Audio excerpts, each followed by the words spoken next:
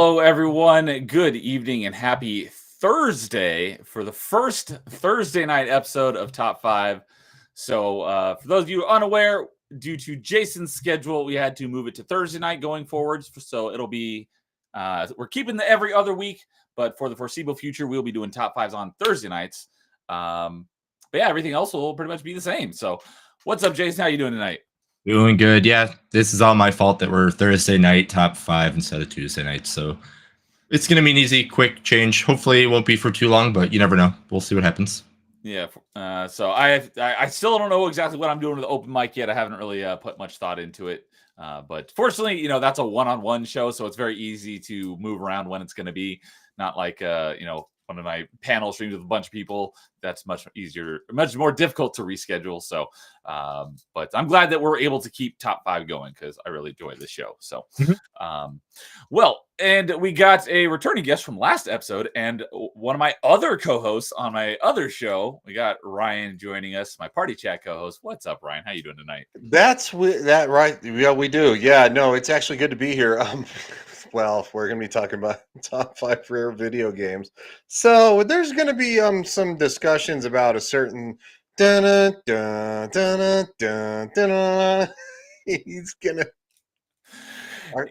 Yeah, I was talking to, I think it was Fractured Filter within the last week or two, and he's like, "You probably should have spread out top 5 N64 games and Rareware games." I'm like, "Yeah, that's a good call because there's so much overlap." But we already put it in our schedules, and it's like, yeah, hindsight's 2020, so we'll probably be having a lot of same arguments as last episode, but it's fun nonetheless. So I'm glad you're here joining us tonight. So, all right. Well, before we get into our regular, just curious from each of you, if you remember what your first rare game was that you played. So for me, I have to say it was probably Donkey Kong Country, the original one. So, you don't have to say anything about whether this game is going to be on your list or not. But curious if you guys remember what was your first rare game. You want to go ahead? I'll let you go first, man. Okay. So mine are going to be coming from the NES. A lot of the ones that when I was doing the research, I'm like, man, all the ones that had like really good menu music on the NES were probably Rareware games, and it was crazy to actually see that, like, the board games, the television game shows, like the Jeopardies, and like the really weird off-center games like that. But my first one that I remember was in the arcade, and it was Ivan Iron Man Stewart's Super Off-Road, the 3-wheel arcade thing that, yeah. Because I remember seeing that arcade machine all the time. I had no idea that was done by Rare. Yeah. It was the one arcade game you would walk by, and when you had nothing to do, you would just take the wheel and just spin the living daylights out of it and see how fast you can get it to go because you had nothing. You were out of quarters, and it was there, and it was able to do that. But that was one of my few that I remember always playing, especially when, like I said, everybody knows that like my grandpa had an arcade and everything like that. That was always in there. So there's that one. Another one is going to be on my top 5 as well. And that's actually going to be the one that leads me off anyway. So we'll be talking about that one soon. Okay. But those are the two that when I think early Rareware that I started, and then as we continue on towards became one of my favorites, those two games are the games that stick out to me. Oh, you know what? I'm getting it mixed up because a stream I was watching mentioned Super Off-Road, which is very similar game. That's similar. I was getting the two mixed up. I was thinking they're the same game, but they are actually two separate games because I just pulled it up yesterday on Retro Achievements, and Super Off-Road does have an achievement set, but that's a different game than what you're talking about, but they're very, very similar. They're very similar. Yeah. And like, I mean, they kind of made it like, because there's RC Pro-Am as well. That's another one that's kind of does that idea of kind of like a tankish style racer. It's weird. Yeah. And what was the full name of that game again? What was it? Ivan Iron Man Stewart's Super Off-Road. Let's see here. Ivan Stewart Super Off-Road. I see that as an NES game. Yeah. Okay. Ported by Rare. Okay, that one on NES does have a retro achievement set. Oh, okay, so it's basically the same game. It's just the one that I was thinking of is the Super Nintendo one. This is the Yep. NES one. Yep. Gotcha. Okay. But either way, I did not know that Rare had any part of this game. So cool. I learned something new tonight. So, hey, Nightmare's in chat. Good evening, Nightmare. How's Hey, buddy. it going? What about you, Ryan? Do you remember what your first Rare game was? Yeah, I'm boring. I'm kind of the same as Neo on this one, so it's going to be Donkey Kong Country because obviously I was a Nintendo kid starting out, and it wasn't until probably the PlayStation 2 that I actually shifted to being a Sony kind of kid, I guess. But yeah, it was definitely Donkey Kong Country. Big fan of the Nintendo 64, best gaming console in the history of the world. Shut up. I love it, but it's not the best. I actually found. Okay, so lot of real world stuff going on, taking over my childhood home and stuff like that. You know, become the new owner. Anyway, I found the Nintendo 64 from my childhood. So That's nice. awesome. Yeah, That's awesome. That is awesome. I didn't know it was here. My sister and I had been talking about it for months after I moved back. And I've been back in Colorado for like 2 years now. And she's like, well, if your nephew doesn't want it, because my nephew was like 13 at the time, You 14 mentioned him recently, yeah. Yeah, and he was like, I don't want party chat, but yeah. Well, this is top 5. I think it was on Party Chat, yeah, or something it was like that. Yeah, it was one of them since you've been on them both. But recently. anyway, he was like, I don't want that. It's like, he's 16 now, so he doesn't care. So I found it and I was like, yeah, I literally found it and I was like, we had no idea. The Holy Grail. That's good. And it was like one of those things that never had said anything in front of my dad, my sister, or I over the last 2 years. So he probably would have been like, oh no, I know where it is. It's in my drawer. It's like, all right, it's in the lower. I'm like, all right, geez. So anyway, yeah, Donkey Kong Country. Yeah, big Nintendo 64 kids. Well, Donkey Kong Country was Super Nintendo. Yeah, no, but I started out on the big Nintendo kid. I started on the NES and stuff like that. I got you. I'm old. But, yeah, there's nothing better. Like anybody can just go get N64, but when you find the one that you put the most hours into, like you said, there's nothing that beats like that's my original one that I put in X amount of hours and I did this and this to it. It's like it's so much fun when you actually can find that or you have that still. Yep.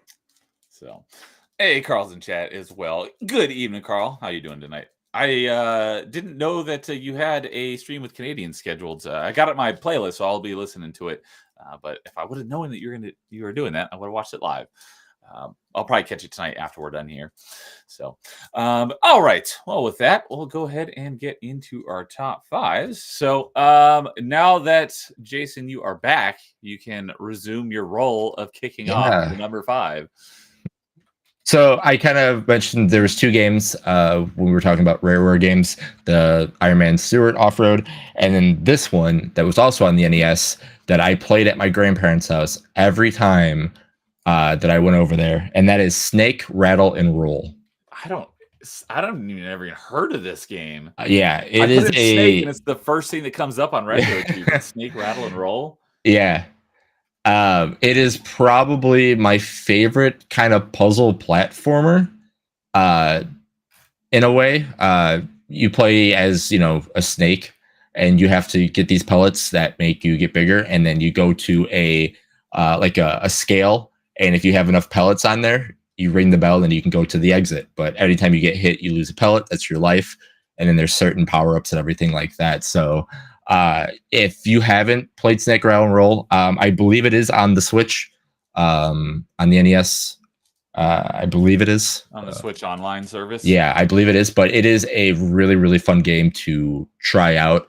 Like I said, it is a puzzle style platformer kind of game. So I love puzzle platformers. Yeah, if you're not a fan of those, you're probably gonna get bored because you're like, man, I got hit and I lose a thing. You got to watch out for falling off the map, the giant foot, if people know that kind of thing like that. It's got the Shake, Rattle, Roll opening, theme for the for the music, because again, one thing that we will talk about as we continue talking about Rare is the music, and the games were just phenomenal. I don't know how they did what they did, but every game I think that we'll mention has probably in the top. I mean, I'll say it in the top 50 music of all time. It's hard to beat this company when it comes to that. They just were, like I said, on a whole different level.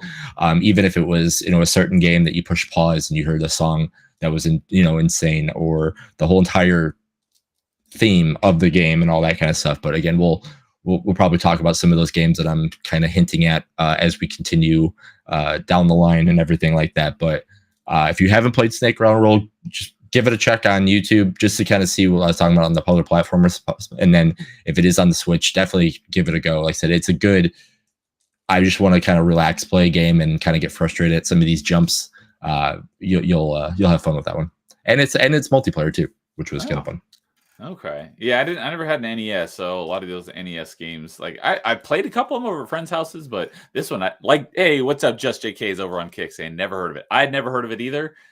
It does have a retro achievement set, so maybe I'll give it a play for retro achievements at some point. Yeah. Puzzle platformer is right up my alley, so I'll give it a check. Ryan, have you heard of this game before? I have not. No, this is one I have not heard of. And I looked at the list of Rareware games, and there's a lot of them that I remember from my childhood, and even as a teenager and stuff like that.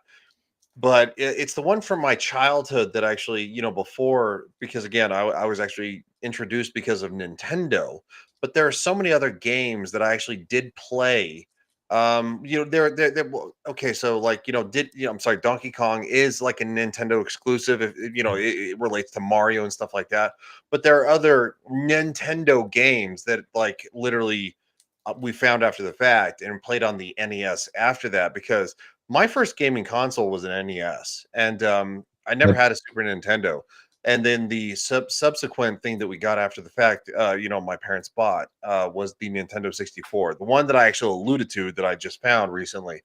So I had a big gap where I kind of like ping ponged, because I had a cousin, I had a friend who had a Sega Genesis, and I had a cousin who had a Super NES, and I had it's just like that's how we did things back in the day. So yeah, no, I've never heard of this game. Okay, yeah, to kind of dovetail off that a little bit, when I was looking through the list of Rareware games, it's like this list is a lot longer than I thought it was. Yes. So they have a ton of games that I never played. All of mine are a pretty basic answer. None of mine are going to be obscure games that people wouldn't recognize like this one. Everyone's going to have heard of all of my games, except for maybe one. My number 5, I think most people probably heard of, but probably a lot of people haven't played. But yeah, for the most part. Is it Perfect Dark? No spoilers.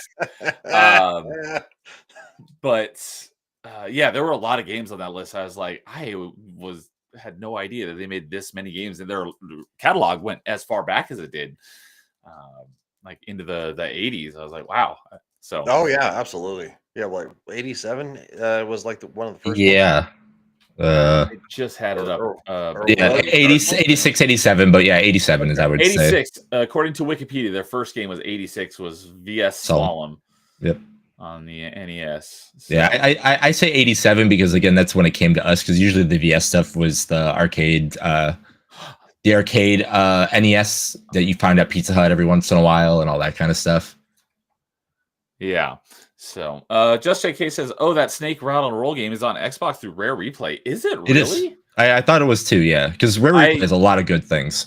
I have Rare Replay, but because for the most part, they're all one bundled giant achievement list. I wish all the games were separate achievement lists, but one big giant achievement list. Even though I haven't played it, and I don't really have any intention of playing it because there are so many games that are really difficult, or ones that I don't have any interest in playing. But if they were each individual games, then I would play the ones that I want to. So I did not realize it was part of Rare Replay. So thanks for pointing that out, Just JK. So all right, so Snake Rattle and Roll. I'm glad. Oh, and before we continue, like, if you get a chance to play it, Rare Replay, play it. That's another one too. Like, it's an easy one. Like, if you own an Xbox, you don't have a lot of games to play as it is. Give Microsoft the reason to bring back a lot of Rare stuff, because that's one thing that still blows my mind that they're sitting on all of these titles and this great company, and they just don't want to do much with it. Yeah, at least digitally, it goes on. It's gone on sale for as low as $7.50. So at full price, it's only $30. So right, it is a great bundle collection of games for sure. So cool. Well, yeah, appreciate you putting that on my radar. I will look into that at some point. So and just touching back on earlier, Carl said that what he put out was pre-recorded. That's probably why I didn't see it live. So either way, I will check it out after we're done here tonight, because I was like, do a live Canadian chat about whatever it is gaming related. So all right. I think I'll go ahead and go next because I alluded to my number 5 is the only one that I think most people probably still heard of it, but they probably a lot of people didn't play it. So this is the rarest of the rare games. But and I don't hold on. I think I have laughter. There it is. There it is. I would prefer the rim shot, but that works too. Well, I mean, I'm giving you the laughter of a small room of probably people who know you and they're just uncomfortable and they just want to laugh because they don't want to have to talk to you the next day and say, "Well, I thought it was okay." It was a good joke. The courtesy laugh. The courtesy laugh, yeah.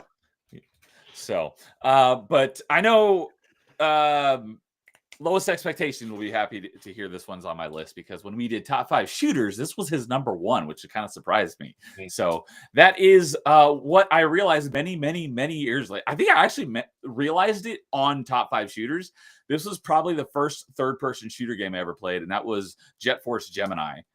So I have not played it since back in the day on the N64, but since dudes got me into Retro Achievements, I am looking forward to playing through that game again sometime in the near future for Retro Achievements. It was a sci-fi third-person shooter. It had a very interesting control scheme, given it was an N64 and it's third-person shooter. So your joystick moved, I think your joystick moved, like I said, I'm going off the top of my head because it's been so long, but I think you use the joystick to move forward and backwards and strafe right and left. And then the C stick, no, it was the joystick right and left turn your camera, but the C stick, or the C right and left C buttons strafe right and left. Yeah, that's I suppose. Like your stick looked, I thought, and then your buttons moved. You're actually right. The C buttons were for moving forward, backwards, strafing right and left, and then the joystick is for moving around or turning. And then I don't remember what up and down did, because I think in order to actually look up and down, you actually had to hold the right bumper. Something like it was a weird control. I mean, again, this is before the games really kind of had the focus on how to aim, because again, when the person who just left, joystick, and then when the person who just left talking about the James Bond 007, that aiming was so bad. So I mean, yeah. Yeah, I remember I booted up. I think it was on one of my roulette streams. I landed on GoldenEye and I booted it up, and it was like a foreign language trying to get used to the controls, because it's so backwards from what we've become accustomed to with dual joysticks.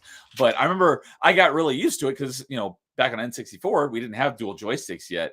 So I got really used to it. I got really good at it, and it made sense for the time, and you could strafe and move around and stuff all at the same time. It'll be interesting when I go back to play it again here for the first time in 25 years or so. I don't know when it came out. Let me see here. Jet Force Gemini was 99. So yeah, just about 25 years since I played it. It'll be interesting to see when I get back to it, see if I can remember how to play it or if I have to adjust the controls or whatever. But anyways, to adjust, you'll definitely have to adjust. I mean, it's one of those weird, like when you play for something so long, like it just like breaks you almost a little bit. Exactly. So I am looking forward to get back and playing through it again here soon. But yeah, you're two twins, a brother and a sister. Their names are his name is Juno, and her name was Vela or Vila. I think it was Vela. There's no speech in the game, so it's all just reading with I always said Vela in my head, but it actually makes more sense if it was Vila, since the A would make the E long. And then they have a dog who has a gun on his back and he has jets on his feet, and his name is Lupus, and he is one of the goodest boys. And about partially like a midway through the game, they each get like an equipment upgrade and they get better armor. And Lupus turns into a tank. So it's just like tank. He's got tank treads instead of legs, and his little dog head on it. And oh god, I freaking loved him. And yeah, the bad guy in the game was Miser. He's like this big like space bug. The one thing that I remember, well, I didn't remember this until we were talking about it on Top 5 Shooters, because Lois was informing me of it, that in order to actually beat the game and get to the final boss, you actually have to rescue all the tribals, which are these little like white little koala bear looking things. Well, they gotta be white. That's what color they are. But they're like these they're like anthropomorphic animal creatures, and you have to rescue all of them. And if any of them die, you have to like leave the area and come back and try again. I thought that, just going off the top of my head, I thought that was optional, but Lois is like, no, you have to actually rescue all of them before you can get to the final boss of the game, which is terrible game design choice, because some of them are really, really annoying and they die really easily. So that was a bit frustrating. I was doing it because it's like I wanted to get 100% in the game, so I was doing it regardless. But I was always thinking that it's optional.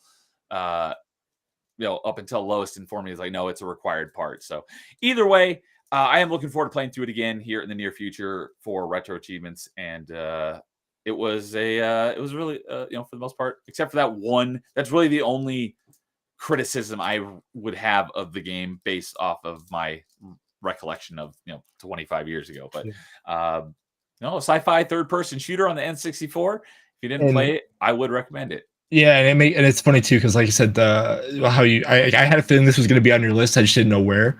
Like the lead engineer said, like the upgrading the weapons was still like taken from Super Metroid, and then the lead artist, he admitted that he wanted Star Wars, Aliens, Dune, Battle of the Planets, and Stargate references like in the game.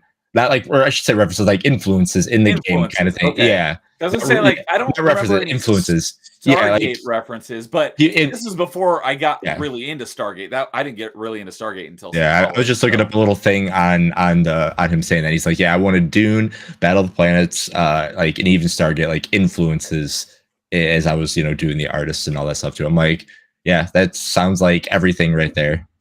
Yeah, since I'm a huge fan of sci-fi, it's like inject it right into my veins. I love pretty much all of those things. So, you were right that it would be on my list somewhere. So, if I had replayed it recently, it would probably be higher on my list. But like I said, I haven't played this one in a ridiculously long time. All the rest of the games on this list, I played at least, I would say probably about in the last decade.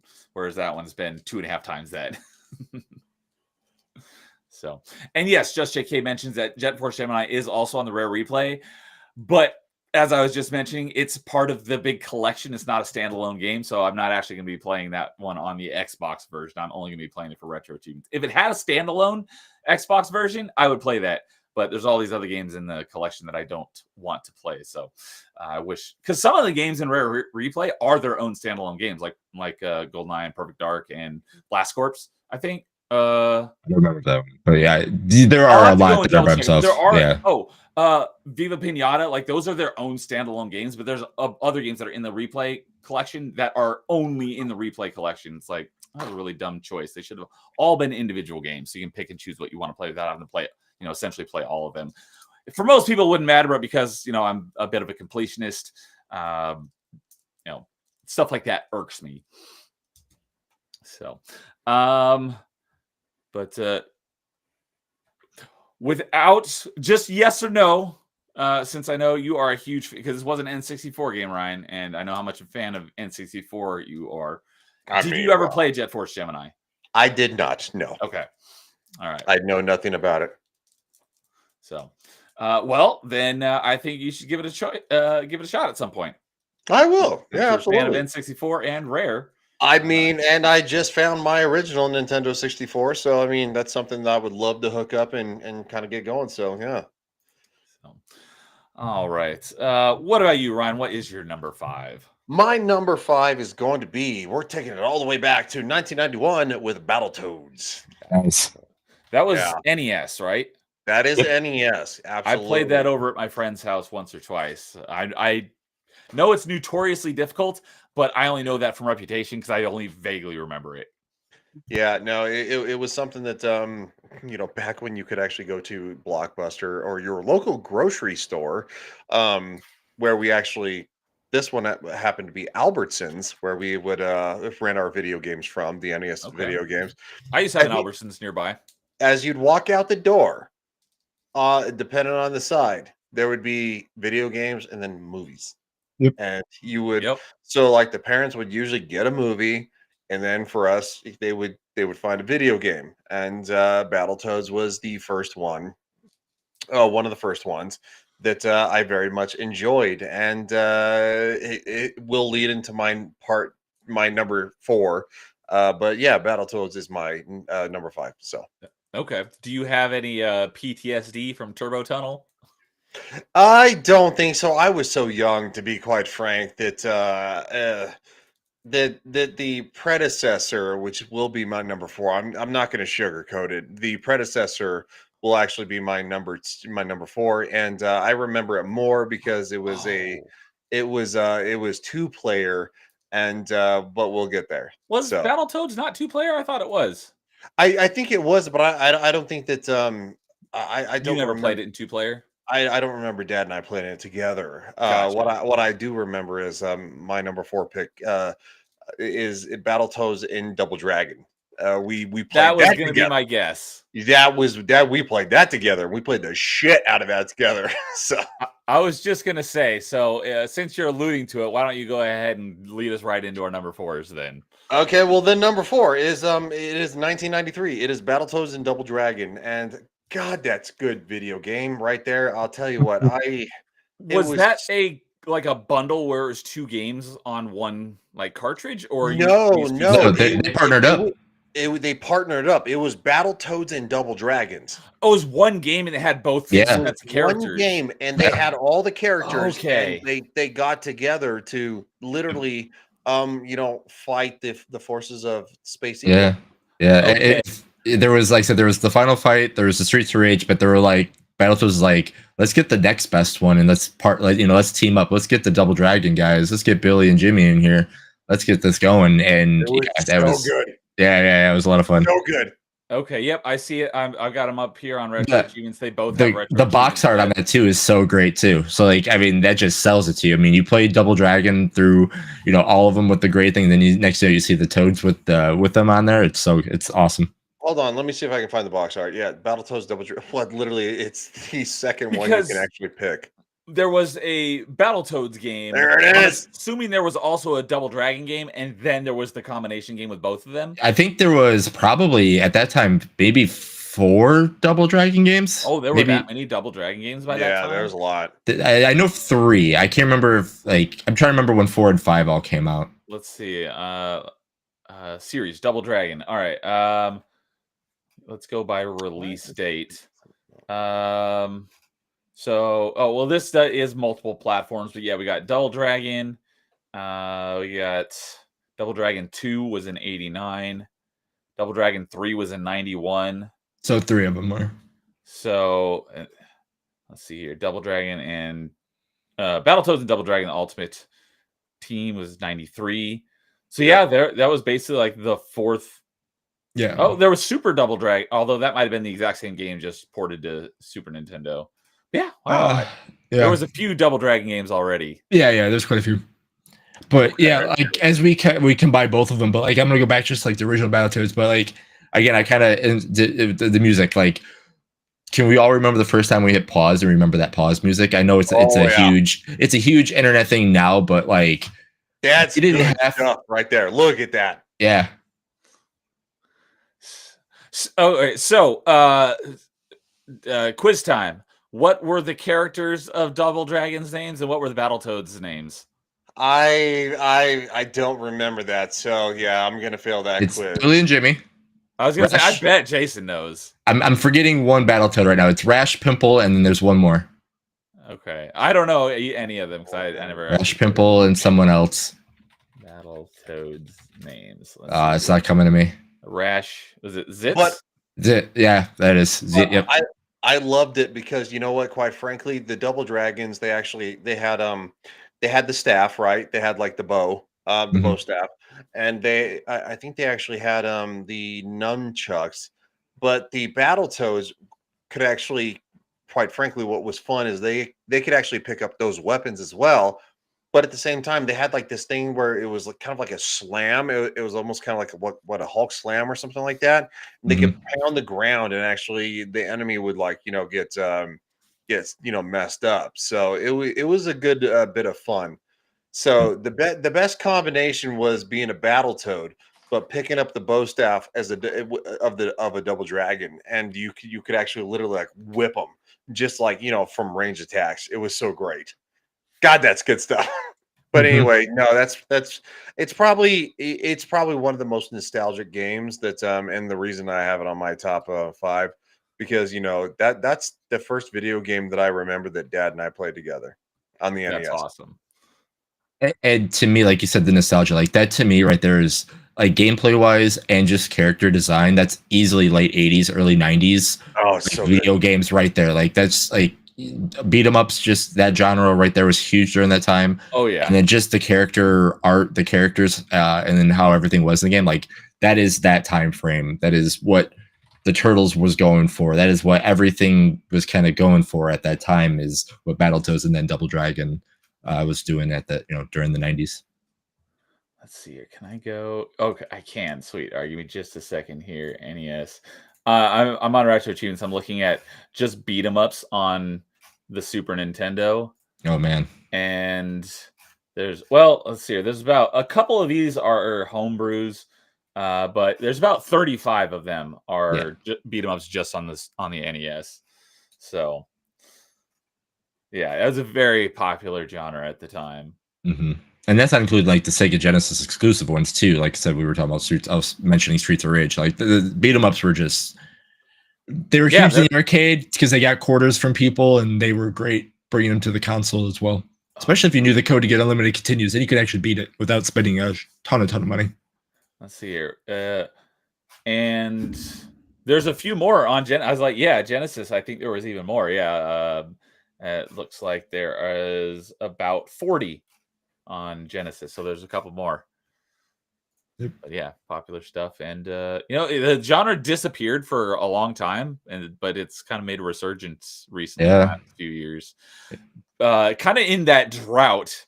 Because I was never really like played very many beat 'em ups, but in like I actually I didn't even think about this until just now. I would kind of put beat 'em ups and Metrovanias are in kind of a similar category in that there was decent number of them like way back on the NES days, Super Nintendo era, and then they kind of disappeared for a while. And there was like one in like the 360 era being Shadow Complex for Metrovanias, and for beat 'em ups, I'd say Castle Crashers. And then those two games kind of, I would say, reinvigorated their genres. I think it's more like the art style because people were kind of tired of hitting the same button, but when they made it look pretty and with really good music, and then obviously the price tag of being $20-$30 becomes a little bit more enticing because you can get a great game with a lot of things to do, especially with friends for that price.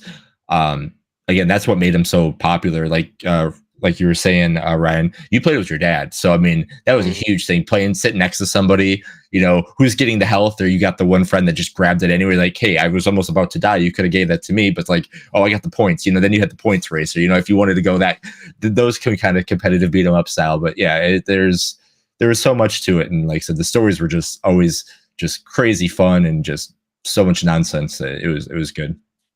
Yeah, no, I definitely agree with that. So, and there's a big chunk of these that probably about 2/3 are going to be something that I did with my dad because he actually introduced me to them. So yeah, It's awesome. Let's see here. I don't. I might have to add that because I just going off the top of my head, I don't remember if I have it on our potential top 5. Maybe we. I'll take a look at it again later. But beat 'em ups as a top 5 topic at some point. Maybe we'll have to do that. So I'll. So. Oh, okay, that was weird. So, No, I stopped sharing. So it was weird because I went away, so I couldn't see the stream, and then I come back, all I see is me. I'm like, oh. Yeah, no, it was funny because I was wondering how long it was gonna take. I'm like, I have producer power, so I'm gonna do it now. So, yeah, just JK says, yeah, the only rare games I remember playing back in the day were GoldenEye, Perfect Dark, and Banjo-Kazooie. A good set of games right there. Good set. I'm sure those will get brought up here tonight at some point. Good set, and there are, in my opinion, is we'll continue on top 5 better ones than those. All right. I mean, what is this Perfect Dark? I've never heard of this game. We'll get to that. Oh, okay. So it's the way better younger brother than the original. Oh, okay. Young. Oh, yeah. I guess it would be younger because it's newer. So, all right. Oh, I forgot to write it down. So that was it. Double Dragon and Battletoads, or was it the other way around? Battletoads and Double Dragons. Yeah. Battletoads and Double Dragon. All right. Cool. All right. I think I'll go ahead and go next on this one too. So I did break my rule, my typical rule. It's self-imposed rule, but I did break it a little bit for this one because. Did you send a penis pic to somebody again? Come on, man. Again, we talked about this. You gotta stop sending them to fucking Carl. He's not down with that. No, that is not my rule. Well, it should be. I was saying. And I was like, I shouldn't really have to specify that's not one of my rules, but you know, with the people, I might need to be a little more clear about things like that. But no, I typically do a self-imposed rule of 1 per franchise, but given that for this one, it's a smaller list of games to pick from, I did break my rule a little bit, but I still try to keep to it as much as possible. But I will go ahead and slightly go off of what Ryan was asking. So my number 4 is Perfect Dark 0 for 360. You're so gay. You had to do the 0 part, really? I know what Perfect Dark 0 is. So, but yeah, this game got a lot of crap, got a lot of heat, and it did, yeah. Terrible game. It's in a very similar category in my book as like Mass Effect Andromeda. It was a okay game, but given how good the games in its series before it were, it had a lot to live up to, and it didn't live up to those expectations. So by default, everyone's like, oh, it's crap, it sucks. No, it was still a decent game. It was nowhere near as bad as everyone said it was. It just wasn't as good as the games that came before it. So given that I was a huge fan of Perfect Dark, I was super stoked for Perfect Dark 0. It was originally going to be an original Xbox game. Then it got delayed and got pushed to become a 360 launch title. I pre-ordered did I pre-order? No, I tried to pre-order a 360 specifically for Perfect Dark, but I wasn't able to get a 360 on launch. But I did get I bought Perfect Dark 0 for myself. I have the Steelbook. Right here. So I have the Steelbook here. It's got a little slipcase. And I got this for Christmas in 2005 because the 360 came out in November of 2005. I'm pretty sure I bought it for myself. But I didn't even have a 360 yet because I was so excited for it. I didn't end up getting a 360 until about February of 2006. So a couple months after it came out because they were very difficult to find. And I could not wait to play this game. And I really enjoyed it. I had a lot of fun with it. But yeah, nowhere near as good as the original. But it, oddly enough, obviously it's the first one was on N64 and this one was on 360. So 2 generations newer. So it looks a lot prettier. The funny thing was, though, that even though this was came out 2 generations later, it's actually a prequel. So this one takes place before the original one, which is why it's called Perfect Dark 0, because it's actually a prequel. So Has some. Well, let's see. Were there any? Because Perfect Dark has some of the greatest guns in like all of video games. Some of them do make appear in this one as well, although they are a bit toned down because they were so overpowered in the original one. So it makes sense that they toned them down a little bit, but it was a little bit of a disappointment where using the same gun, although they look different, and it not being as powerful it was in the original game. But I believe this is my oldest game on my Xbox profile that I have not got 100% in, because actually, this was not, even though I had this before I had a 360, this was not the first game I got an achievement in, or at least not the first one that had a timestamp where I was connected to the internet. That actually goes to Perfect Dark, or not Perfect Dark, another P game. That was Project Gotham Racing 3. Was it Hexic like a lot of us? I do have that, and I have not completed that either because there's still 2 achievements I have left, and they are incredibly difficult. Yeah. But Project Gotham Racing 3, I do have the completion in that one, but I don't have the completion in this one, and I don't know if I ever will. If I ever do, this will have like a 20-year time frame at least between when I started it when I got the last achievement, because the basically all the achievements I have left are for beating the game on. I still have to beat the game on. Let's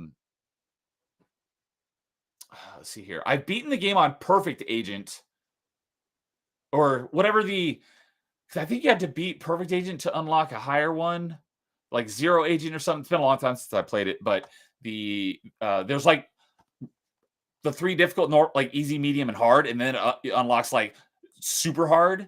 And I've beaten Perfect Agent in co-op, but I never beat the hardest one in co-op, and I haven't yet beaten the hard version on solo.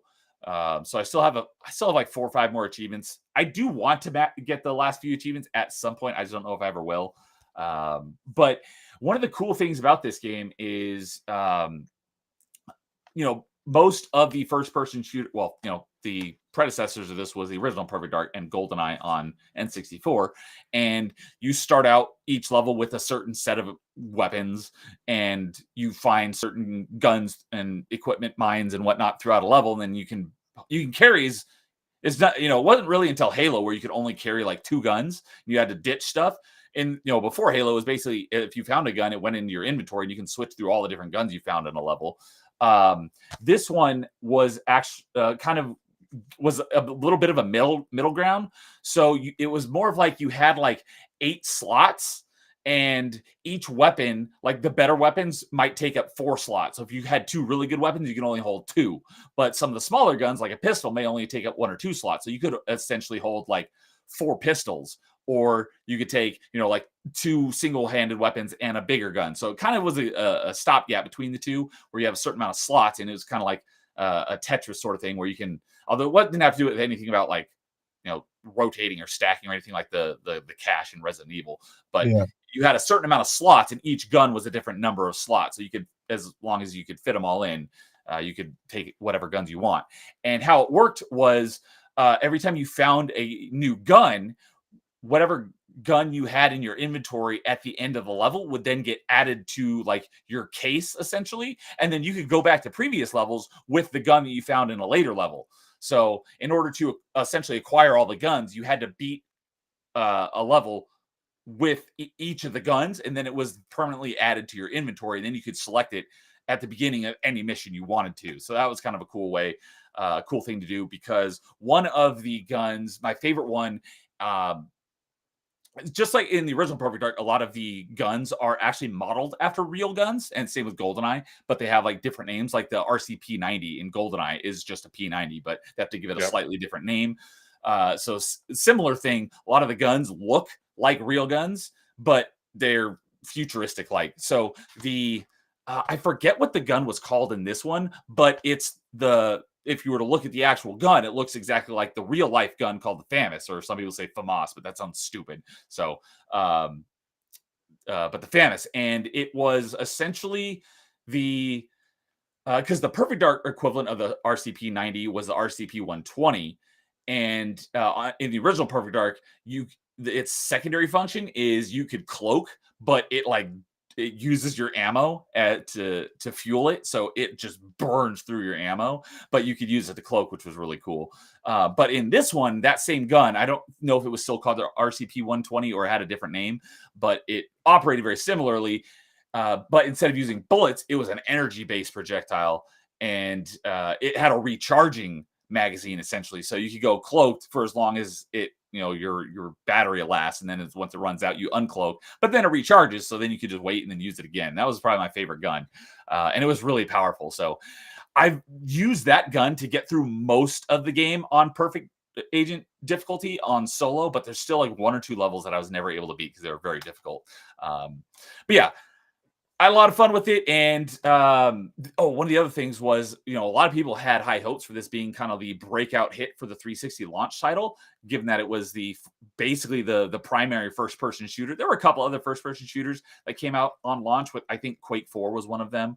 But I think most people had the most high hopes for this one, and it didn't really hold up to that. So it was kind of surprising that one of the biggest breakout hits for the 360 launch title was or the launch lineup was Project Gotham Racing 3.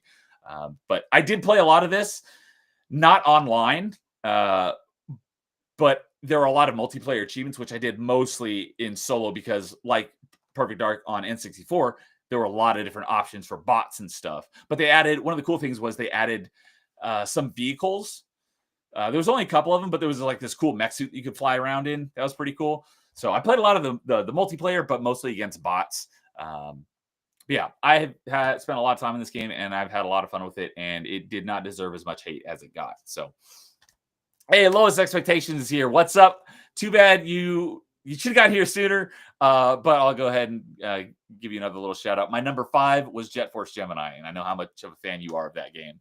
So when you were on top 5 shooters. So yeah, my number 4 is Perfect Dark Zero. Hopefully someday I'll finish off getting all the achievements, but I don't know if I ever will. So. No, I really like how you described it to be like Mass Effect Andromeda, because I can really definitely see the parallel between those two games. At least from the hate that they got. Maybe like so they didn't live up to what the expectations of the first or the trilogy or whatever it is, but like there's still a solid game there. It's not. I mean, I guess the longer that you waited, you were expecting more and more and more, or people were expecting more and more and more. So to get something that was equivalent or just slightly below, I mean, it was never going to live up to expectations anyway, kind of thing. So definitely, I can definitely see those two parallels right there. Oh, one other thing is, I think they did a good. Although it doesn't really make a whole lot of sense because this is a prequel. Like I said, one thing like lore inconsistency wise is in the original she has a British accent, but in this one she does not. But in this one, I think they made her look even better. Even though I had no problem with her look in the first one, but a redhead look I think really works for Joanna Dark. Yeah, I think like a lot of the characters in Rare games had British accents, especially early, because like I said, it is an over, like it is, I can't remember exactly what country it's in, but I know it is in England somewhere. Let's see here. It's in England somewhere. I just can't remember where. Let's see here. Oh, so I just Googled Rareware HQ. It says Twycross, TWYCROSS UK. Yeah. So yeah, so wherever that is in the UK, I don't know. So that would make sense. But yeah, the fact that this is a prequel and she doesn't have an accent, and then later on she does, didn't really make a whole lot of sense. But I still had fun with the game. So, all right, Jason, what about your number 4? All right, so my number 4 is probably going to be actually, it's kind of the newest game on the list that I have. So, but that's going to be Conker's Bad Fur Day. I had no idea what to expect when this game came out. I remember Conker being a character that was in a kart style game that was made by Rare that could be on somebody's list probably. And I was like, oh, it's just this little kind of squirrel looking guy, and then next you know it, there's a mature rated game with this squirrel on it, and I was like, what the heck is this? Because I knew obviously the ratings at the time, because again I played a lot of Mortal Kombat, so mature means it's for adults in a way, kind of thing like that. So when I see this little cartoon Buck-tooth squirrel guy, you play it and you're like, oh, okay, this is the it's kind of game very that we're playing. misleading cover. It's like, this looks Yeah. like a children's game, but Yeah. it's not. Yeah. And then it makes so much sense, especially being, bad fur day, everybody has a bad day, and this is the bad day he's living, and this is what you get. I liked it more because of the movie references. I'm a huge fan of like movie parodies and everything like that. So anytime you could throw stuff like in games, like movies, games, I was a fan of the new Naked Gun that came out just because I like those. Forward to watching that. Yeah, commercials look pretty good. Yeah, it's nonsense stuff that you just watch. It's you laugh, and then you go and you can think about like the random jokes that you might have missed because they throw so much at you. You have to catch as much as you possibly can, kind of thing. But yeah, like all the jokes that the ones that were in your face, like the Matrix stuff, all the other random ones that you get.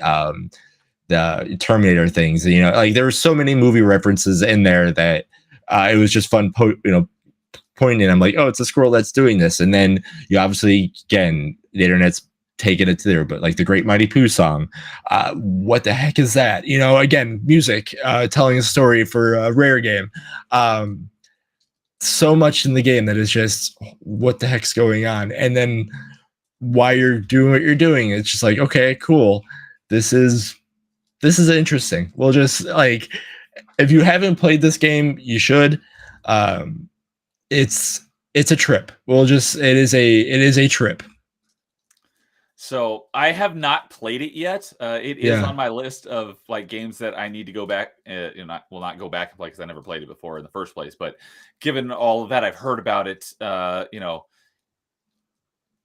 necessarily in a bad way, but just with the way things are, how PC people are. It's like, I love that kind of stuff. So because it's not PC, it's like I really need to go back and play it. So it's on my backlog of ones to go check out. Now the box itself, because normally N64 boxes, the bottom and the side were red. The box itself, it doesn't have where that red banner typically is black.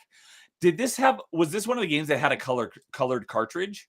No, it was gray. It was just standard gray. Okay. Yeah, I was like, yeah. Sorry, I'm looking. I'm trying to see if I can see my N64 games because I have it in a certain spot, and it's a whole gray row. So yeah, okay. It's gray. So, but yeah, I'm looking forward to playing through this for retro achievements at some point, so I can finally experience all the goodness of this crazy squirrel.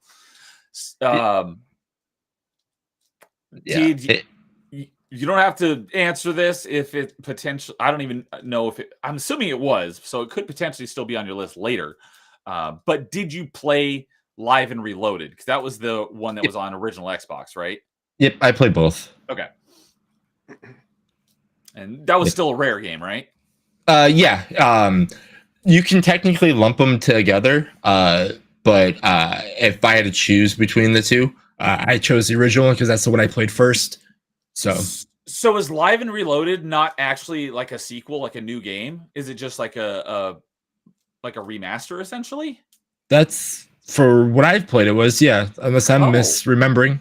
Okay, I thought that they were two separate games. So essentially, they're the same game, maybe with some slight differences. Yeah, I know that like there's some censorship on Live and Reloaded, if I remember correctly too. Okay, I just learned another something new because I thought they were two completely different games. Unless chat can tell me I'm wrong, but I thought they were like, it was just like a remastered version. Yeah, it is. Yeah, good to know. Yeah. I did not know that.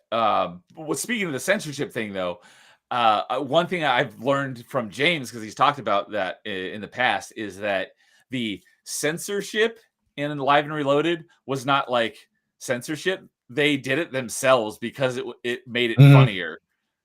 Some of them, yeah. There were some jokes that you're like, if you remember them, you're like, wait a second, that was actually kind of funny because they're kind of poking themselves for what they created. What was it, 6 years ago or 7 years ago? I can't remember when Live and Reloaded came out. I think it was like 5 or 6 years ago or something like that.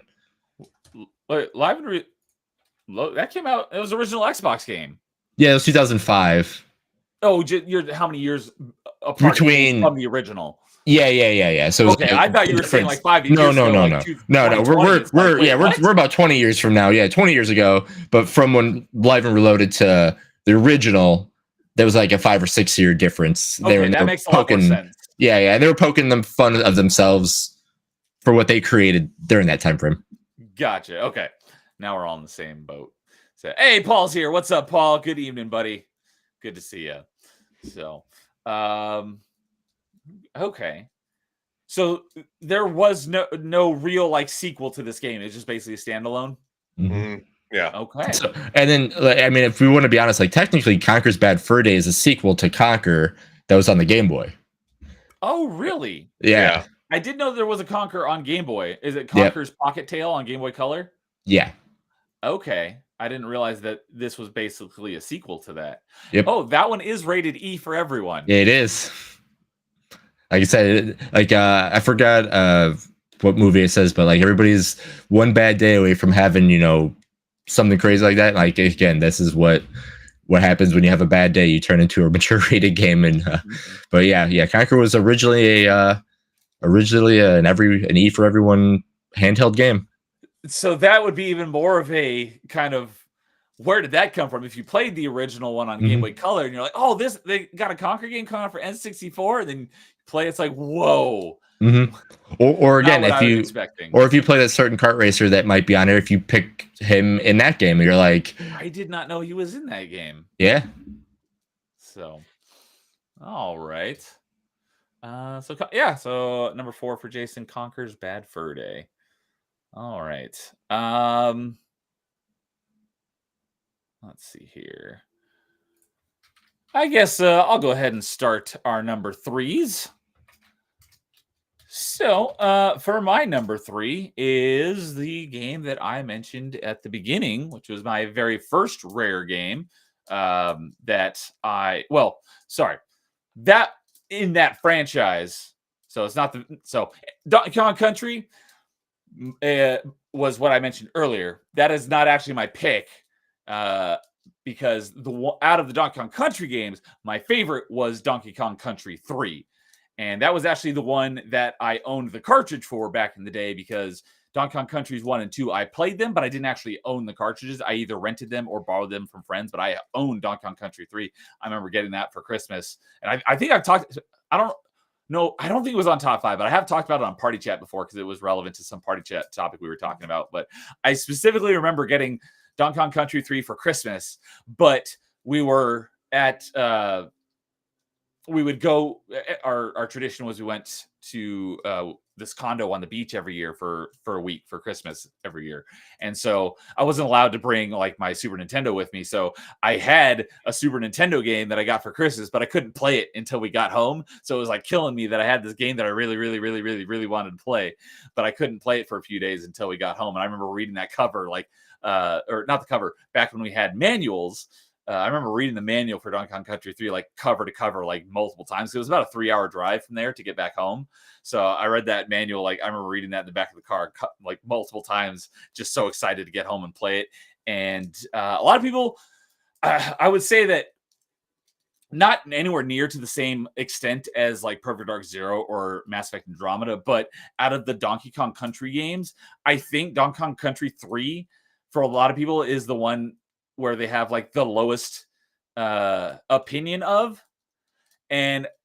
But I've seen some people who have gone back and played it in recent years, and they're like, it's actually probably the best one.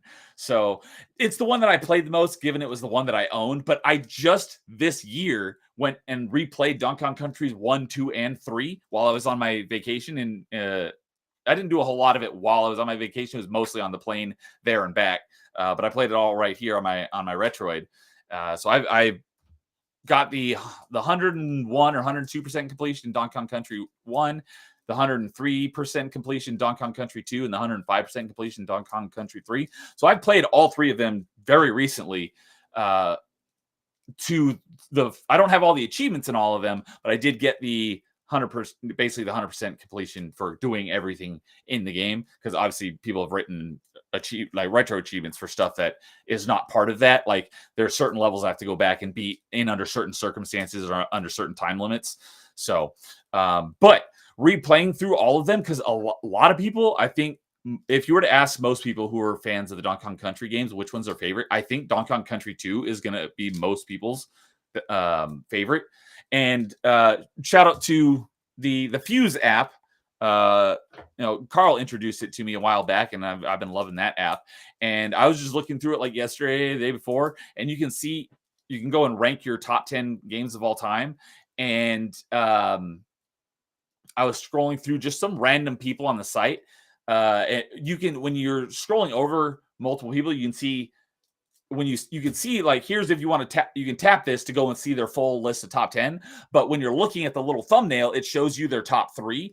And I saw Donkey Kong Country 2 on like a bunch of people's like top 3 games of all time, not just like top 3, top Donkey Kong Country games, like top 3 games of all time. I was kind of blown away because recently replaying them, Donkey Kong Country 2 was my least favorite of them. So if I had to rank them, it's Donkey Kong Country 3 is my favorite, then 1, and then 2 is my least favorite. But most for people, apparently, from what I've gathered, they seem to have the best, whether they play, maybe it's just rose tinted glasses because I haven't played it in forever. Right. Or maybe they really like it the most. But a lot of people I've been seeing have Donkey Kong Country 2 way up there in their list of games, and I was kind of surprised by that because that one was by far the most frustrating. Especially the most annoying part of it was getting the true ending against because I don't know if they're actually all King K. Rool and he's just dressing up as different characters, or they're actually different characters that just look like King K. Rool who's doing cosplay. But the version of him that's in Donkey Kong Country 2, the final true boss of him was the most frustrating because you have to beat him without, one of the achievements is for beating him without getting hit. And it's this really long fight. And the very last part before you finish him off, it's basically like completely RNG on whether he hits you or not. So you may make it all the way up to that point, because up to that point, it's pretty easy to do without getting hit. But it takes like 5 or 10 minutes to do it. And then if you get hit by this like complete RNG, you got to start the whole fight over again, which was really, really, really annoying. But I didn't have that issue with the true final bosses of Donkey Kong Country 1 or 3. But I also think that Donkey Kong Country 3 also has some of the most,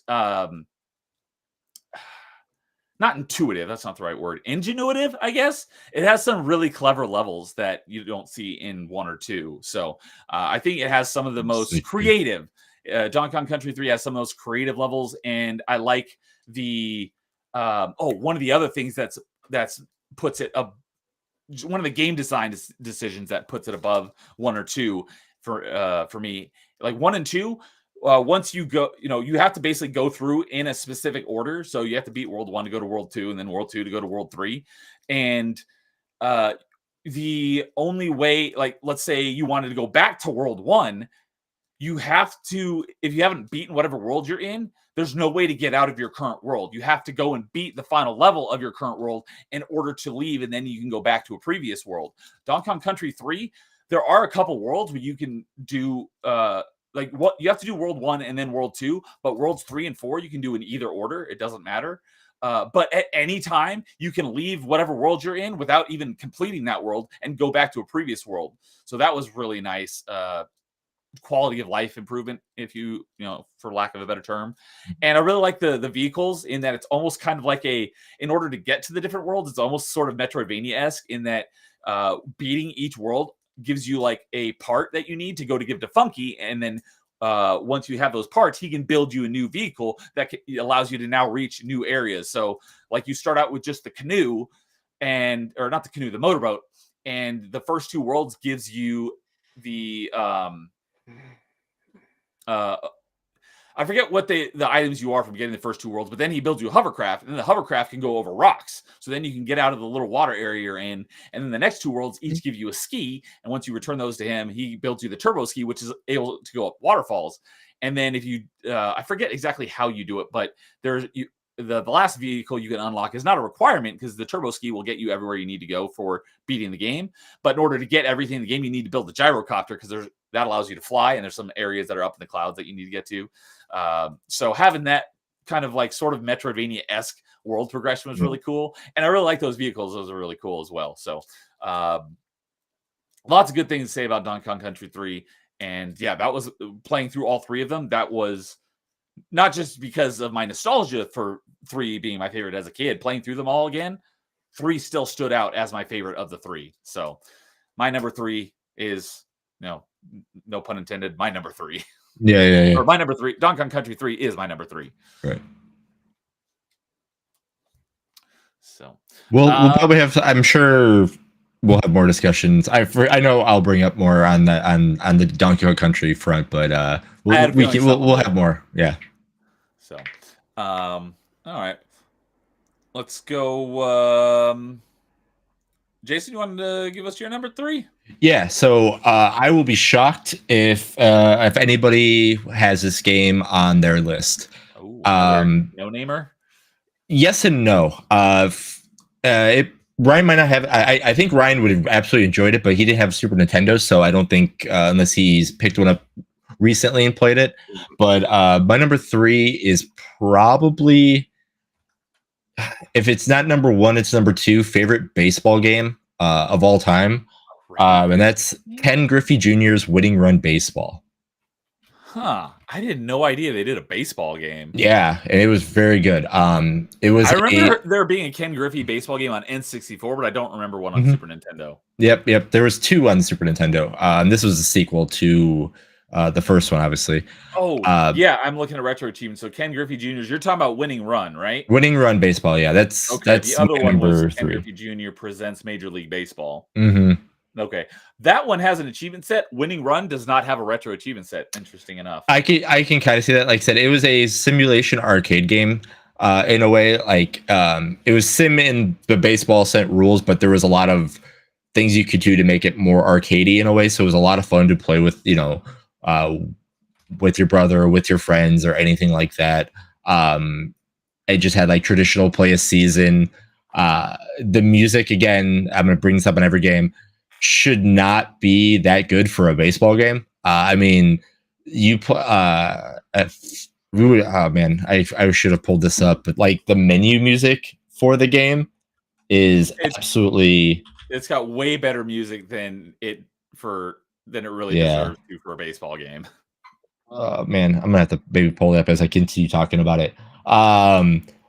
But yeah, I mean, there's some nice rare not Easter eggs, but like love and care. Like if you put your controller down and you go do something, the umpire will look at you on the screen, knock on your TV, and says like, "Hey, play the game, kid." Like random little things like that on there.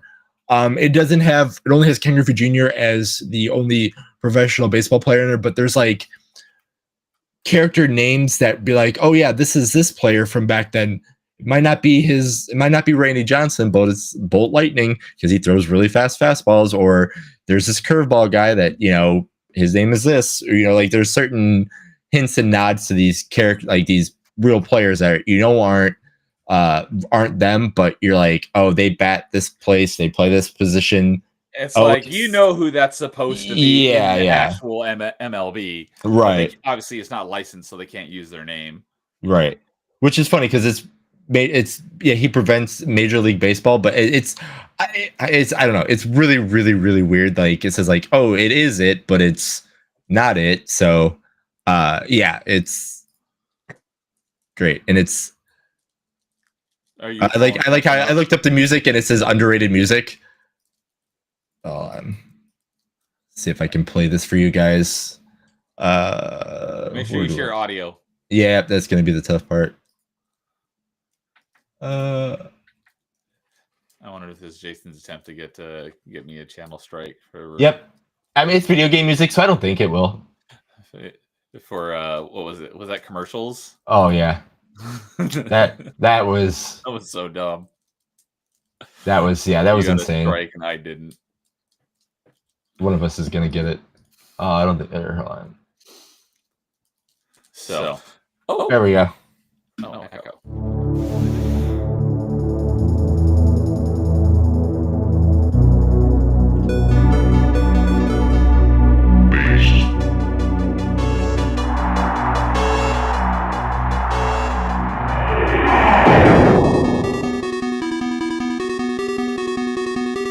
que stop this.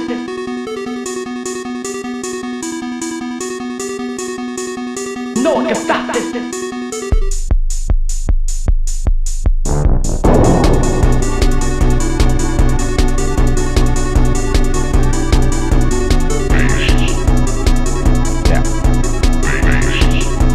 No one can stop this.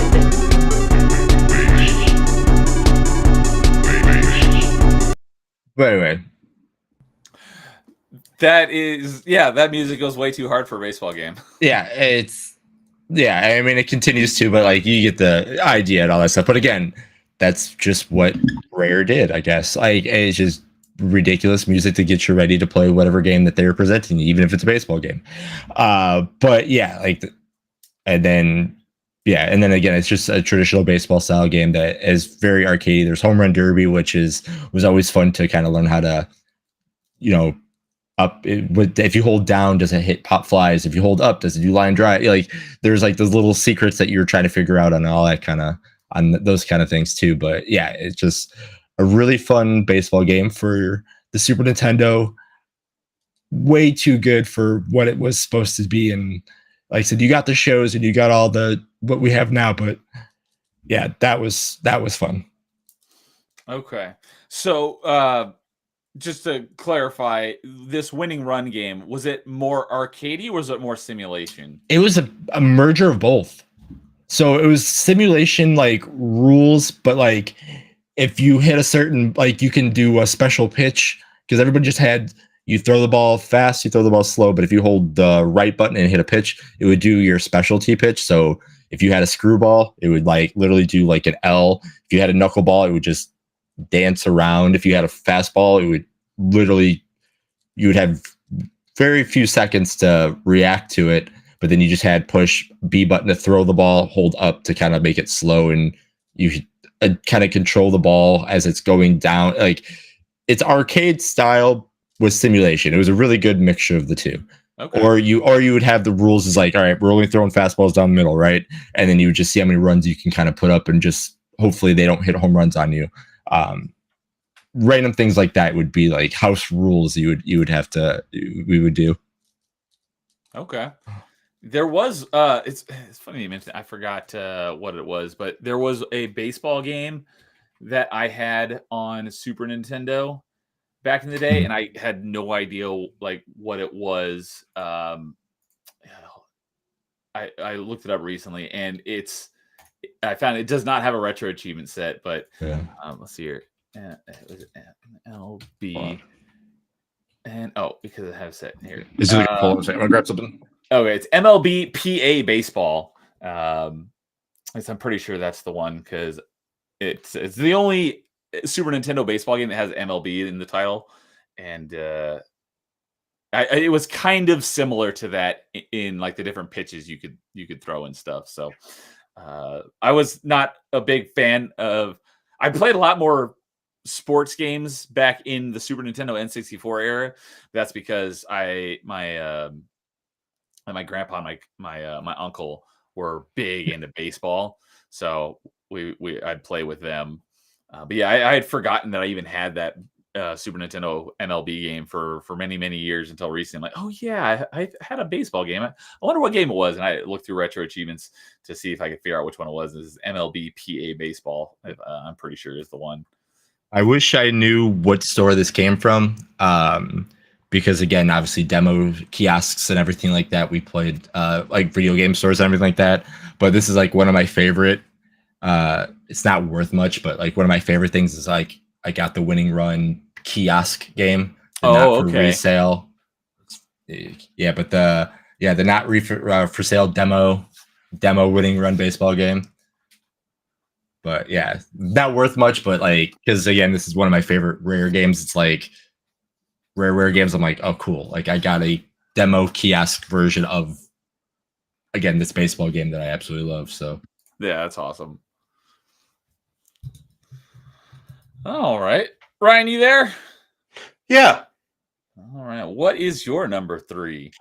My number 3 is actually Conker's Bad Fur Day. Oh, okay. It kind of overlaps. So, good. Yeah, it's oh no, Angry Canadian is here. Hey, what's up, Canadian? Sorry I'm late. How many times has Ryan swore already? I think only twice. You son of a bitch, you motherfucking asshole. Angry. I was He saying, started. Don't He encourage started it. it, dude. yeah, I was saying, Uh, I didn't even hear the twice. I was like, wait, am I? I think I wasn't keeping a running total, I mean, I could but now he's do just more. doubled it thanks to Canadian. Yeah, right. I mean, because Angry Canadian, he's such a loser, Thinking about he's a foul-mouthed squirrel. dick, and Canada sucks. Quite frankly, they're gonna fucking fall into the ocean someday. So no, I'm done. I'm done. I'm done. I'm just messing with Neo now because Angry Canadian started. Anyway, Conqueror's Bad Fur Day was actually a game that, quite frankly, yes, started with a beloved cartoon character. You would have never thought this would have been Ryan should eat some soap. I agree. I don't know, Angry Canadian. It sounds like you want me to drop the soap because you're such a fucking homosexual. Ryan, What? Sorry. that's uncalled for. That is uncalled. All right. Did you play the Game Boy version of No, Conquer? no, I didn't. I bought. So I bought Conker's Bad Fur Day for an ex girlfriend, um, who she loved the game. We broke up not that long after that, not because of the video game, but because We broke up because of Conquer. yeah. So I was like, all right. Uh, it's my Nintendo 64, not the one that I have here, from my childhood. I bought a new one, and I was like, all right. Good to see you, Canadian. Yeah, so I was like, all right, well, it's my game now. Get the fuck out. It's my apartment. So she did. She left. And I played it. And it was weird. And it was fun. Because quite frankly, the game starts out as again, Conker's having a bad fur day, but he's overly hung over. Literally in the intro of the game, he's like, "Dude, what are we doing?" And it was so much fun. There are movie references. There's adult humor. There's censors for certain nudities of characters. I mean, I don't think Would we one of them really, be a sunflower? yeah, and I don't think we really need to see squirrel boobs, but it's just fun. And at the time too, it was coming off of the whole entire GoldenEye 007, Combine kind of thing. So there, everything was mature. That was teen rated at best, but they called it mature. So what the freak? Okay. Why I'm not seeing it. why does he look like you? Oh, because since we both have, since we share Restream, it doesn't actually differentiate between the two of us. So he would have to go and change Uh, his like avatar, and then if he did, then I'd have to go and change it back when I use it without him. So he doesn't go off camera that much, so it's usually not really an issue. all right. But yeah, I'm not. Yeah, I was gonna say I'm looking at the cover here on Retro Achievements, and it does not have the rating on it. But I was like, I'm pretty sure it was rated M. Oh, But it's definitely 17 plus. At the time when it was launched in the 90s. yeah, They but got very grumpy about that because, quite frankly, they thought that you might molest a squirrel. so have when was the last time you played this? Has it been a really long time since you played it? 2012. Oh wow, I actually remember exactly what year it was. Yeah. Okay, Yeah. so it's been a good, decent amount of time. It was the year that I actually moved to. Well, it was the year that I moved to Florida. That kind of like tanked our relationship. So Ah, okay, that makes sense.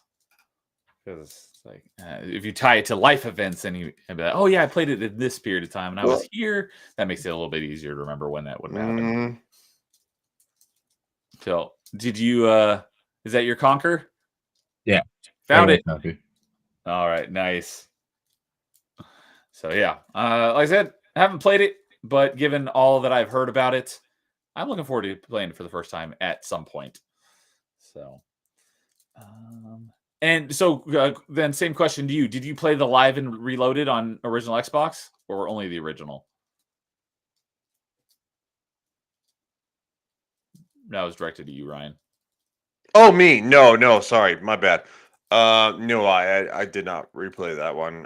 It was just the original. That was it. Didn't really care to kind of go that direction. So, all right.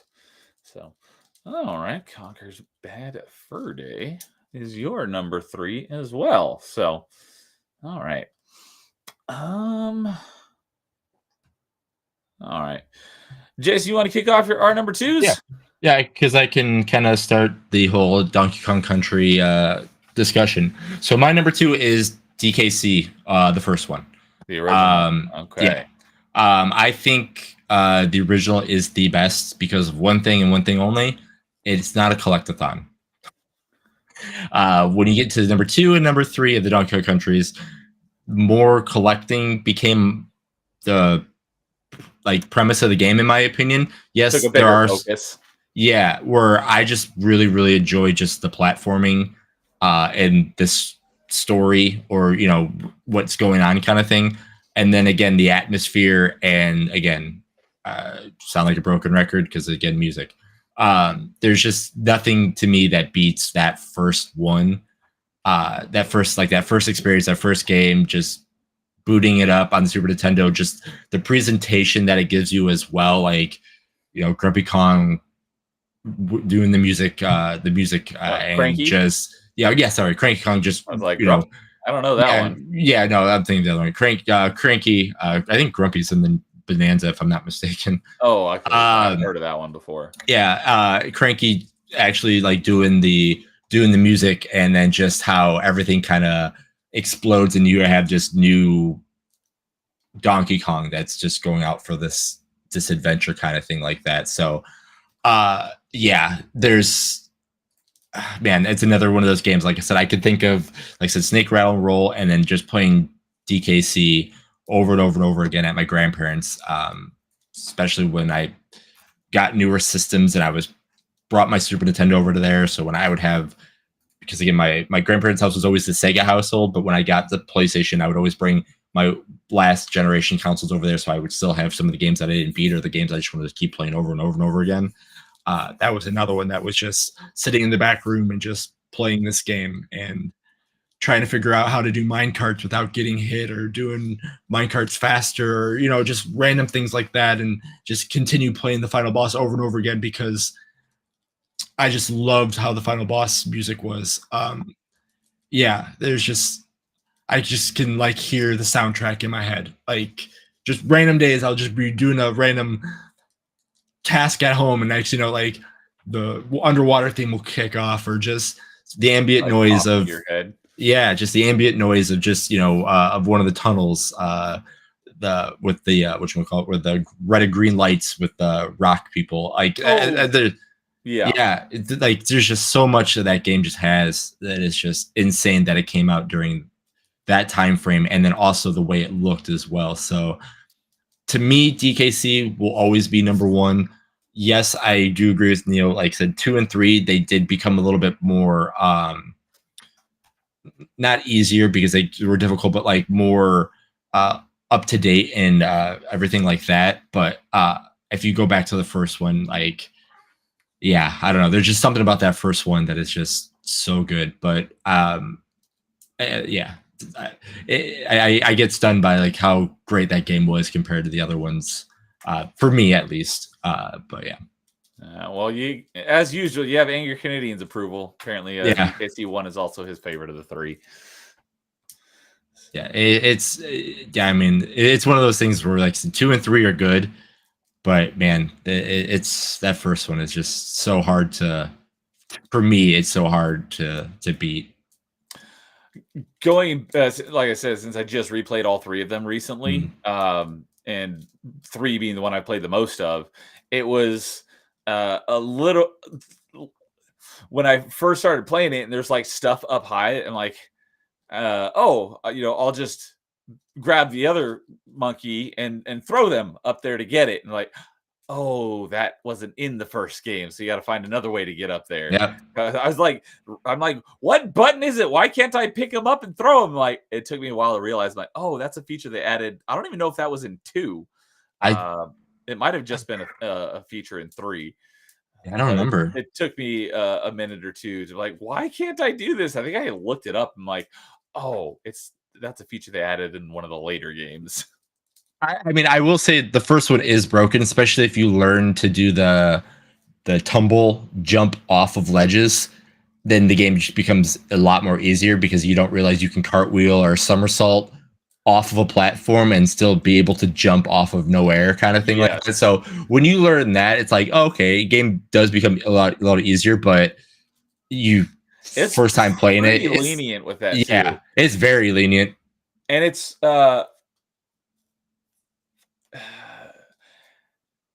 it's a lot easier in both. I would say both in 1 and 2, it's a lot easier to do that with Diddy, right?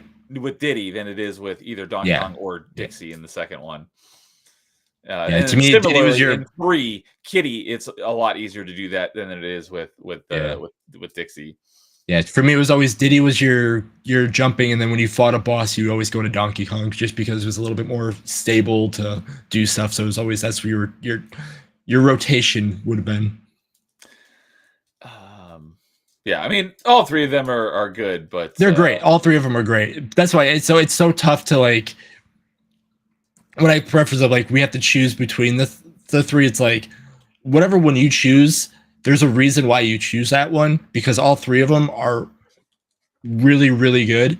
There's just a little for me again, 2 and 3, you collect a little too much, it gets a little knocked down. And then again, your nostalgia to the games add a little point ups. But again, whatever one you grew up playing or the whatever one, even if you grew up all playing all 3, like it's tough choosing between the 3. You always just have to figure out what is the little nitpicky thing that makes you like this one more than this one. And like I said, that's why number 1 to me is always just like the simpler game. I like that one more. That's why it's my favorite out of the DKCs. So I'm going to predict that your number 1 is DK64, given how much you love collectathons. Yeah. Yeah. So no, I'm pretty sure I know what your number 1 is. Yeah. Ryan, are you back? Yep, I am. Okay. Well, you didn't really have Super Nintendo, so did you ever play any of the Donkey Kong Country games? Yeah, I did. I played the first one. Okay. So, oh well, then by default that would be his favorite. Yeah, but going to my number 2. Okay. Well, first, real quick before we get to that, assuming your number 2 is because I know how big a fan of N64 you are. Assuming your number 2 isn't Donkey Kong 64, or is it? No, I didn't think so. Okay, did you play DK64? No, okay, I did not. I was just curious. So, all right, continue on, sir, for your number 2. It's Diddy Kong Racing. Ah, there it is. Yeah, God, that was good stuff. I mean, the game was so much fun. It literally blasted Mario Kart 64 to the moon. Okay, so look, I did play Mario Kart 64. It was the first one ever. So our neighbor who lives across the street, him and his daughters, they got a Nintendo 64, and our family got a Nintendo 64. And they had Mario Kart, and we had Diddy Kong Racing, and GoldenEye, and stuff like that. So we would kind of like get everybody together and we would kind of swap and we would play different games. And Mario Kart was so awesome, but Diddy Kong Racing was leagues and worlds better. That was so much fun. And again, I'm gonna go back to the nostalgia. Dad and I played that game together. What was it? It was not Bay Shores. It was something Shores. Oh, one of Well, the areas. Sandy Yeah. Shores. Sandy Shores. And you could literally actually we started it this way. And we thought, what are you gonna do? All right, we're really good at this map, stuff like that. He was tip tup the turtle, and I was that was the tiger's name. Oh Anyway, shoot. yeah, Yeah, I know you're talking about, but I can't remember his name either. Yeah, I can see the character model like on the screen. yeah. So anyway, he picked the turtle, and I picked the tiger, and we would race, and we would actually we got so good that we would let them start and Timber the lap us. tiger? Which one? Is it Timber the tiger? Timber, yes. Yes. I don't And remember a lot of these characters. we would let them lap us. They would go around one full lap, and like as soon as the first leader hit us, the starting line, we would start. And we would hit every single boost, every single checkpoint, whatever we had to do. And we would actually see how far we could actually get to actually lap them. And in several cases, we would actually lap them by a full lap because we got so good at it. Even And, after getting lapped to begin with? Yes. Wow. Yes. And these are still only like 3-lap races, right? Yes. That's how good Dad and I got. Seriously. That's funny. What was the other one? It was like a dinosaur one too. Like it was a circular kind of thing. But anyway, yeah, we would pick our maps, and we never really did a whole lot of stuff with the airplanes or with the hovercraft. Yeah. Yeah. That's what made me not care for Diddy Kong as much as Mario Kart, is because I was like, why? I don't want these in my game. And then also just having missiles instead of like shells. Those are my only critiques of the game. But you're right. Everything else, like the driving and everything, was so good. Yeah. So much fun. So I spent a lot more time playing Mario Kart than Diddy Kong Racing, but I like Diddy Kong Racing better for the sole fact it had airplanes. I couldn't stand the airplanes. For me, I don't know if it was just me or I haven't really gone to the airplane mode as much. I always got confused on the track with the airplanes. Yeah, I'm looking at the roster right here, and I don't remember a lot of these characters, but yeah, it's got Conquer on here, which I did not remember him being in the game. Yep. That's why I first got introduced to Conquer. Same. And it's got one of Angry Canadian's favorite characters, got Tricky the Triceratops as well. Yep. I say that because I know how much he hates Star Fox Adventures. And it was one of those things too that's the airplanes were different. You would literally have to like kind of fly and hit the rings and stuff like that. It just was not as much fun as the carts. The carts were the shit. 100% agree. I like planes and turtles.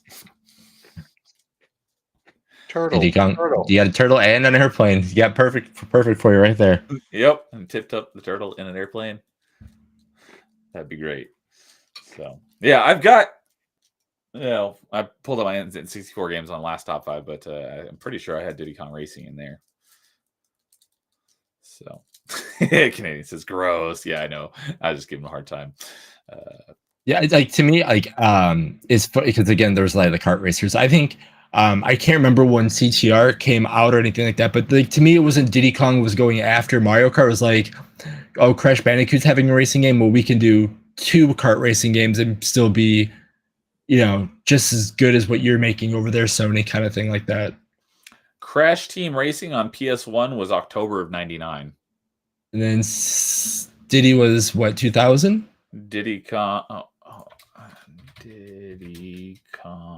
Racing was 97 November. Oh wow, so CTR came after. So I guess it's the opposite. Like Crash Team Racing was trying to go after what Diddy Kong was doing, because again, Mario Kart and Diddy Kong, yes, they're kart racers, but they've definitely felt different. Oh, absolutely. Very. So, all right. Also, eat shit, Crash Bandicoot. Fuck you. Fucking Sony losers. I never played CTR, but I did just play the actual Crash games in the Crash Insane trilogy for the first time just earlier this year. Yeah, those games are a lot more difficult than I remembered as a kid. I don't know if that's just me getting old and whatever, but like, man, those games there were some difficult jumps and some difficult things in that game. The first one is, by most people's consideration, the hardest of the three. Yeah. And I learned that because when I was doing one of my 12 Days of Christmas streams a couple years ago, I was going for some Crash achievements, and I was doing Crash 1. My goal was to play through them in order. And GJ Access hopped in the chat, and he's like, the first one's the hardest. If you just want to get a couple achievements easier, jump to the second one. And then I was able, after banging my head against the wall for like an hour on this one level on Crash 1 and not getting anything, switched over to like Crash 2, and I got like 5 achievements in like 20 minutes or something. So, all right. But yeah, the worst level is the high road level. It's like whoever designed that can go straight to hell.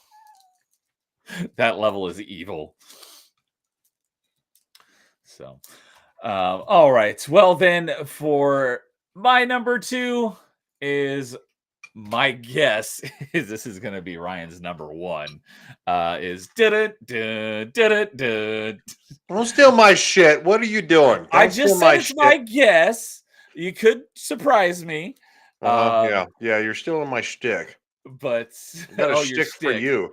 So yeah, GoldenEye is my number 2. I do, contrary to popular belief, I do love this game, and I had a lot of fun with it. Don't let him lie to you people. He hates fun. I played a crap load of this game, and I was that guy. Not at first. I wasn't that guy at first because I was like way taller than all my friends at this age, because I like grew like early. And it was for many years until like high school, where all my friends caught up to me in height. So I was like a foot taller than all my friends, like elementary. So when playing GoldenEye, I'm like, I'm the tall guy, so I'm going to play as Jaws. But then I realized that I was at a, no pun intended, large disadvantage. So then I went the other way, and then I became that guy, and I played as Oddjob. But yeah, I've played a heck of a lot of this game. I love this game. I'm looking forward to playing through it again for retro achievements and for Xbox achievements, because I have not played the recent, I don't even want to call it a remaster. I think it was more of just a port that they brought to Xbox finally after all these years. I haven't played it yet, but I'm looking forward to playing through it on both for retro achievements and Xbox again, because this was a lot of fun.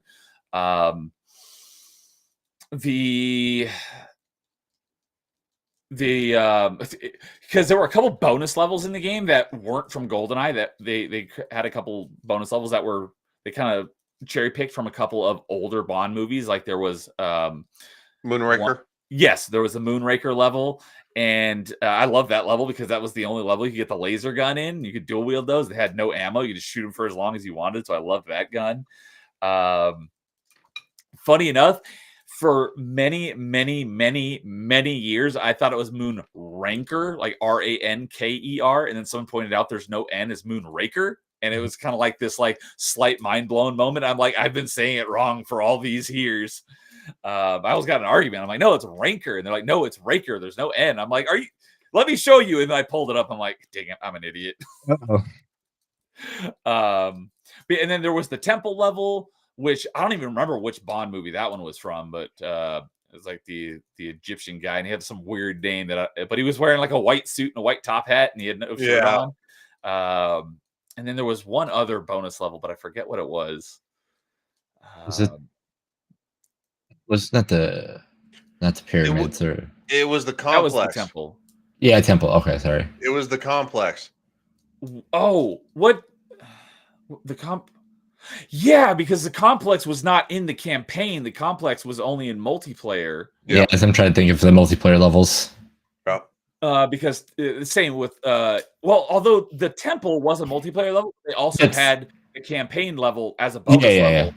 But I don't think there was a bonus level for the complex, was there? No, there wasn't. Yeah, that was just in multiplayer.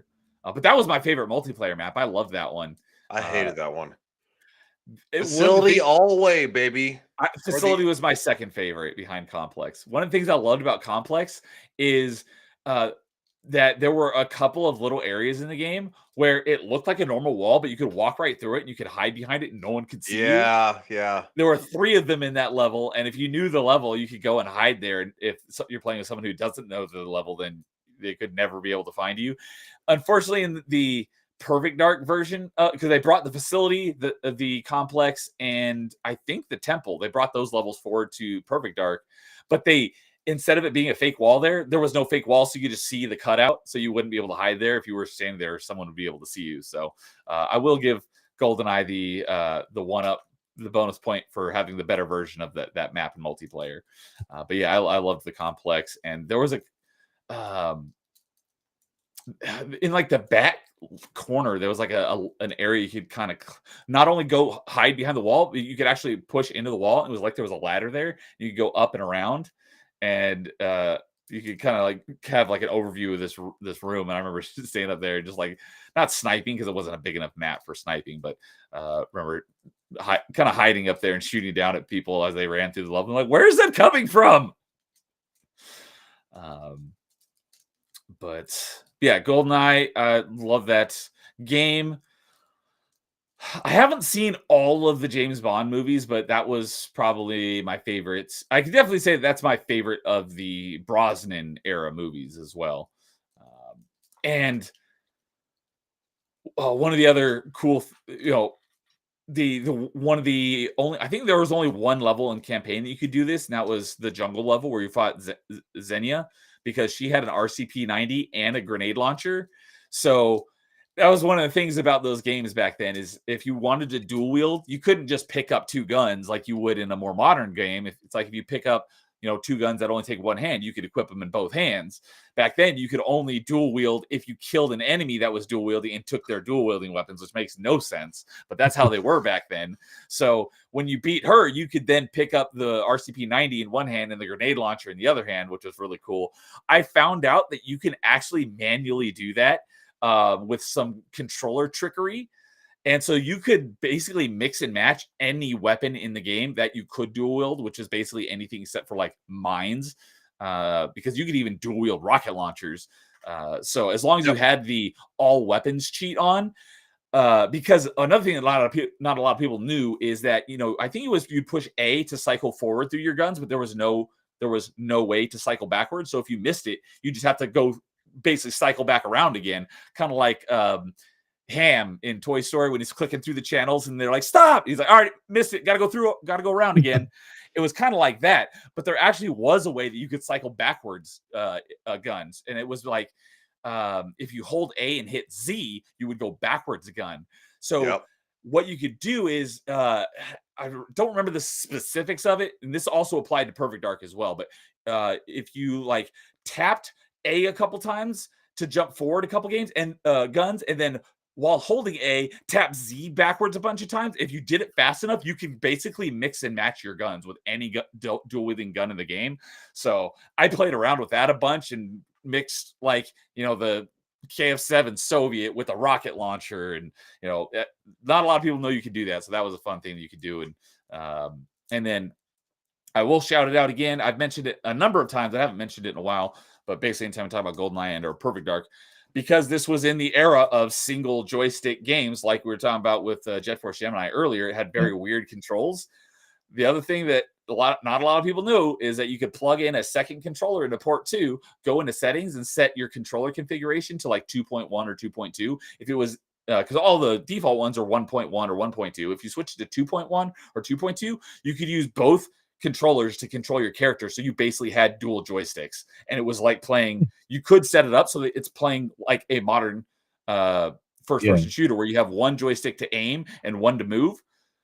And like no one knew that. And I remember when I figured that out, like accidentally, because I was cycling through the controller configurations, it said 2.1, and it switched from showing one controller to 2 controllers. And I'm like, wait, is this what I think it is? And I plugged the controller into port 2 and used 2.1, and I was using dual joysticks, and I was like, this is amazing. That was really a mind-blowing moment. So I have had a lot of fun with GoldenEye. So, popular to contrary opinion, I do love GoldenEye, both the movie and the game. And uh, I think it was I think it was last top five we were talking about it with someone who was on the panel, right? Because one of the cool things is, this is before the internet on video games, so you couldn't there were no microtransactions or anything. There were cheat codes at the game. Man, I miss having cheat codes because not many games have them anymore. But you had to work. Paintball mode is still one of my favorites. Paintball mode. Some of them, for some of them, the better cheats, you had to work your butt off to unlock because they were some of the unlock conditions for some of these cheats were ridiculous. Let's see here. I think it was when he did top 5 N64 games. I think it was Filter was talking about his brother unlocked the invincibility cheat, which is beating the facility level, which is basically the second level in the game, on the hardest difficulty in under 2 minutes, or it was a minute 55, which is nuts. So I'm pretty sure I got all the achievements unlocked. I'll have to go boot up my copy of N60 of GoldenEye to check. I just don't remember if it was me that did them, because I had a couple people who I lent out my game to. Same with Perfect Dark. I let a couple people borrow my copy of GoldenEye and or Perfect Dark. When I got it back, I had I had cheats unlocked that I didn't have before. So I'm pretty sure I ended up having all the cheats, but I don't think that I was the one that unlocked all of them. But there were so many good cheats in that game. A lot of fun. Yeah. DK mode with the giant heads, giant hands. Arms. The invincibility. That is literally all that's all amateur mode, man. Come on now. Invincibility in the silo where you put the plastic on the nuclear missiles and you shoot them and you're invincible and it goes and it just demolishes around you. And you do it right before the end. And you step into the elevator and it goes dun dun dun dun dun dun dun dun dun dun as everything is exploding around you, and he just stands there and he takes the AK-47 and he holds it up and he's like, yeah. It's that is the most incredible thing ever. Yes, I love doing that. And when you're invincible, just throwing a bunch of remote mines and then detonating them all at once. Yeah. And it slows the frame rate to a crawl because there's so many particle effects. Yeah, 2 frames per second. It was so bad. Or if you did that, as you beat the level, you would still see all the smoke in the ending cutscenes. And so the ending cutscene would be super slow motion because it can't render all the particles. Look, we can all still hear the rocket launcher around shoot. It just had such a distinct sound for an actual video screech. Yeah, that's shit. It was a screech. And it just, oh God, rockets and proximity mines. That was a gangbuster of fun. I love using proximity mines, but I hated them so much because there's no skill in it. You're just walking around, all of a sudden it explodes into your head just because you didn't know it was there. But speaking of mines, the remote mines were my favorite because another trick that not a lot of people knew, and I think I have mentioned this on either Party Chat or Top 5 before, is that you could basically detonate remote mines whenever you wanted, because normally you would throw them and then you would switch to your detonator, then you trigger the detonator to detonate them. There was a trick where I think if you press A, well, you could also shoot them. That was one thing. But if you pushed A and B together at the same time, it would instantly detonate your mine. So you could throw them and detonate them immediately. So I didn't. Interesting. So if you're playing with remote mines, you can basically throw them at someone and blow them up midair. And if it's close enough to the person you're fighting, you can instantly kill them. That's good stuff. That was another. God, that's good TV right there. So that was GoldenEye is my number 2. So I think we'll go ahead and go to Ryan to kick us off with number 1s. Neil, you sold it so well that GoldenEye 007 is the most incredible game in the history of Rareware ever. And it's not even close. I'm not saying Perfect Dark is not a good game, but is it really GoldenEye 007? The answer is no. No, it's not the best. It is the best. You just spent 20 minutes. You're like the used car salesman from the lot across the street. You're going, you know why you should love this used car? Because this. And it's and I stood there, I love it. It's a great game, but it's still not the best. It is the best by Um, far. In the chat, how many times do we have to do this? How many times do you have to get smoked by the Every chat? time Come on. it comes up, just because more people played GoldenEye doesn't make it a better game. It Hold does on. make it a better game. Right. I'm gonna because again I'm the judge because the judge is finally arrived back on the show. Judge is I will supposed to be impartial. I am impartial. I take the evidence and I make a ruling. Granted, we're not to the top 5, but again, show does kind of show what are the top 5 games according to this case. And with the evidence I've gotten, when I get the ruling out to the end, this is going to be the final deciding thing. So I just want to let you know. I just want to let you know with what you did for number 2 and for what's happening right now, there's a lot of evidence that's showing that this might be a certain somewhere that you might not want it to be. Just letting you know. Okay, fair enough. Oh, because we got so excited that we skipped something. So we'll go ahead and do our number 1s, and then we'll do honorable mentions just because it flowed better. So, but go ahead, Legion. Go ahead and tell us why you love it. Well, I mean, because quite frankly, it's iconic. Yes, You I'll you give you can that. you can recognize the music anywhere. You Agreed. can recognize everything about the game everywhere. I mean, you could probably be half dead and paraplegic vegetable, and you would like hear dun dun dun dun. And they'd be like, "Oh, Wake up from like, your coma. yeah, pretty much." No, I am joking to a sense, but the game is so good. The story of the movie is so good, and quite frankly, it's something that literally kicked off. It made the Nintendo 64, not just Mario 64, which was an incredible game. It made the Nintendo 64 the must-need console for gaming and multiplayer. Like, you Absolutely. wanted to play with your friends. You had 4 ports to play with your friends. You had 4 screens on one TV that you could play with your friends. It's like, dude, stop watching my shit, fucker. You know what you're doing. Screen cheating. Yeah. Screen It's cheaters. a legitimate strategy. No, it's not. The people who had the boxes that put the 4-way boxes on their TV, those are the best people. Yeah, I do remember that. I remember seeing that. And on top of that too, like the story of GoldenEye 007, the movie is just so good. The game is so good, and it just takes the best parts of it. And I could literally just say this to probably anybody on the planet, for England, James, No, you for me. you know the line. You know the original line, and you know the line at the end of the movie. For England, Alec, and he's like, no, for me. And he lets Sean Bean drop. Like, Sean Bean is so good in that movie. Come on. I mean, it's insane.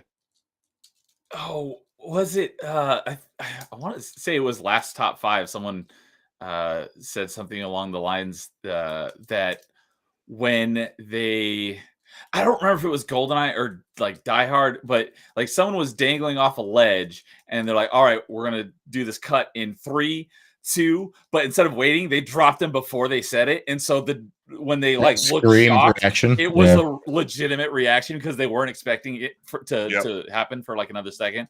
Yep. I think it was GoldenEye, but I could be getting it mixed up with something else. But. No, it was. Yeah, it was. It was a mistake. Yeah. So I Canadians says, I sadly agree with Neo.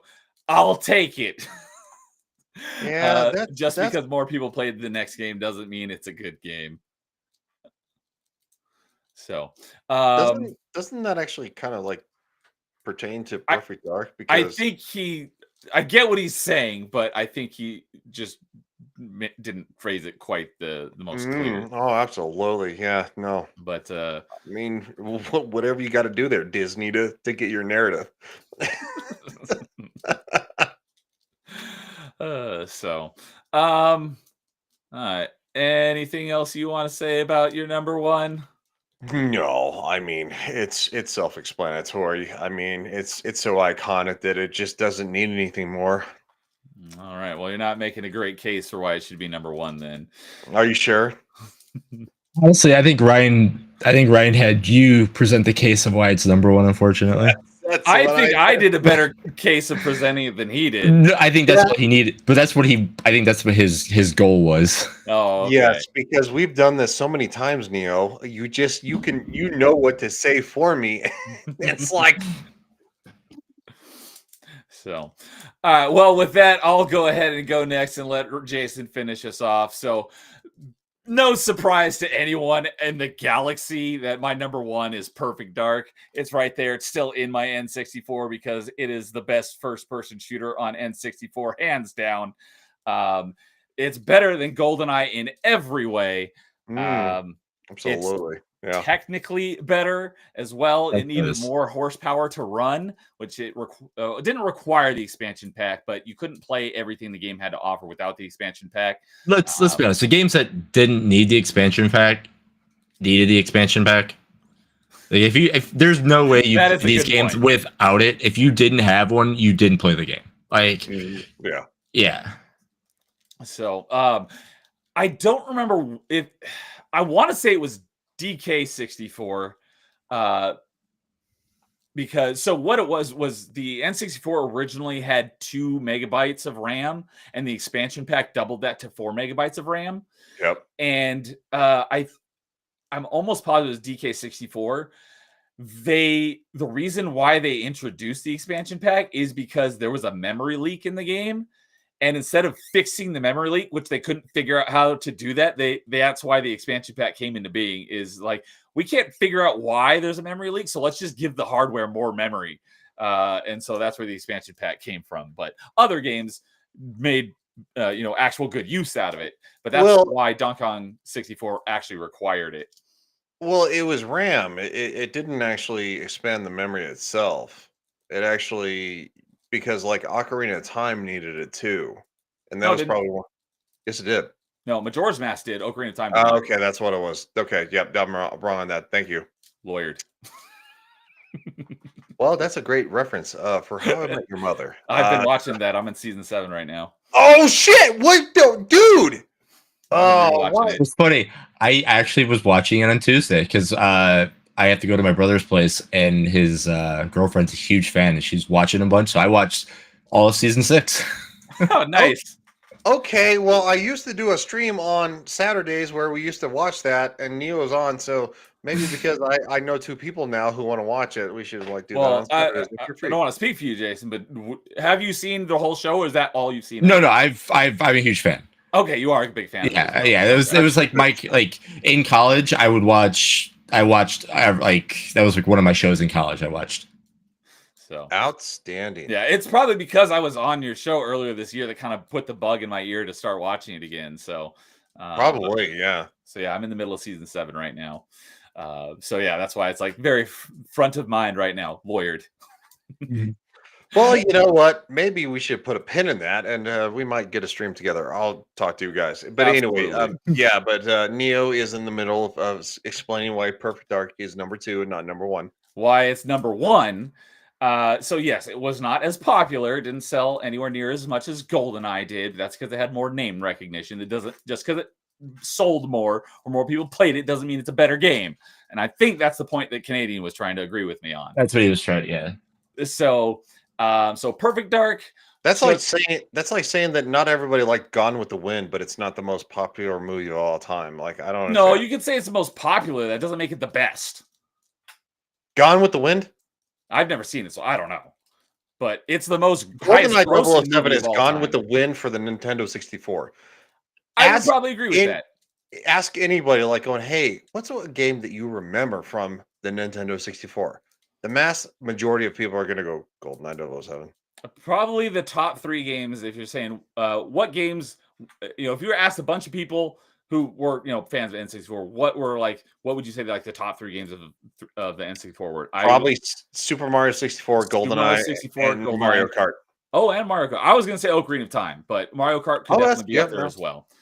So This is just my my fun debate thing when it comes to GoldenEye and Perfect Dark.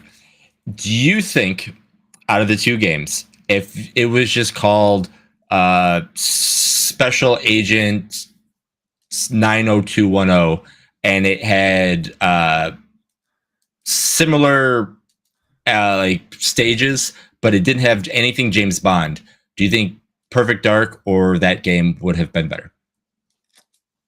Better or no, just in general, as popular? Both. We'll go with both. You choose. Oh, that's a really good question. I'm gonna say probably Perfect Dark because it is fundamentally mechanically it did refine what GoldenEye 007 did. Right. Thank you. However, this is the point. Yeah, and this is why I was saying the two, because again, that point shouldn't have it doesn't matter because again, it got the license, which was really kind of hard to do at the time. It does have that tied into the game, so it helps it out. So I do agree with Ryan what you're saying as well. So yeah, GoldenEye 007, Perfect Dark probably would have been a flop without the name brand of piggybacking off the game that you do love, but you don't love it as much. I do too. It's like saying I that haven't made all my points yet. It's like saying The Force Awakens didn't piggyback off Return of the Jedi, the original trilogy. It's like, yeah, it did. It really did. It was fundamentally better looking because of the CGI and the technology and everything we have. But is it really that much better? It's not better in any way. So, and I'm talking Force Awakens is not better than any previous Star Wars. I agree. So I don't think that's an accurate comparison because Perfect Dark is better than GoldenEye in every way. It took everything GoldenEye did and made it better. But would Perfect Dark exist without GoldenEye 007? That's irrelevant. That's not irrelevant. That's a legitimate question. That's the actual question that needs to be asked. Is it fundamentally a better game? Yes. No. Would it exist without GoldenEye 007? No, Ryan, you have a good point because again, they learned from what GoldenEye did and then they improved on it because Perfect Dark was their sequel. Exactly. So would Perfect Dark exist without GoldenEye? Probably not. But that doesn't Perfect Dark would just be Perfect Dark would just be GoldenEye. GoldenEye game would be what Perfect Dark is. That doesn't mean GoldenEye is a better game.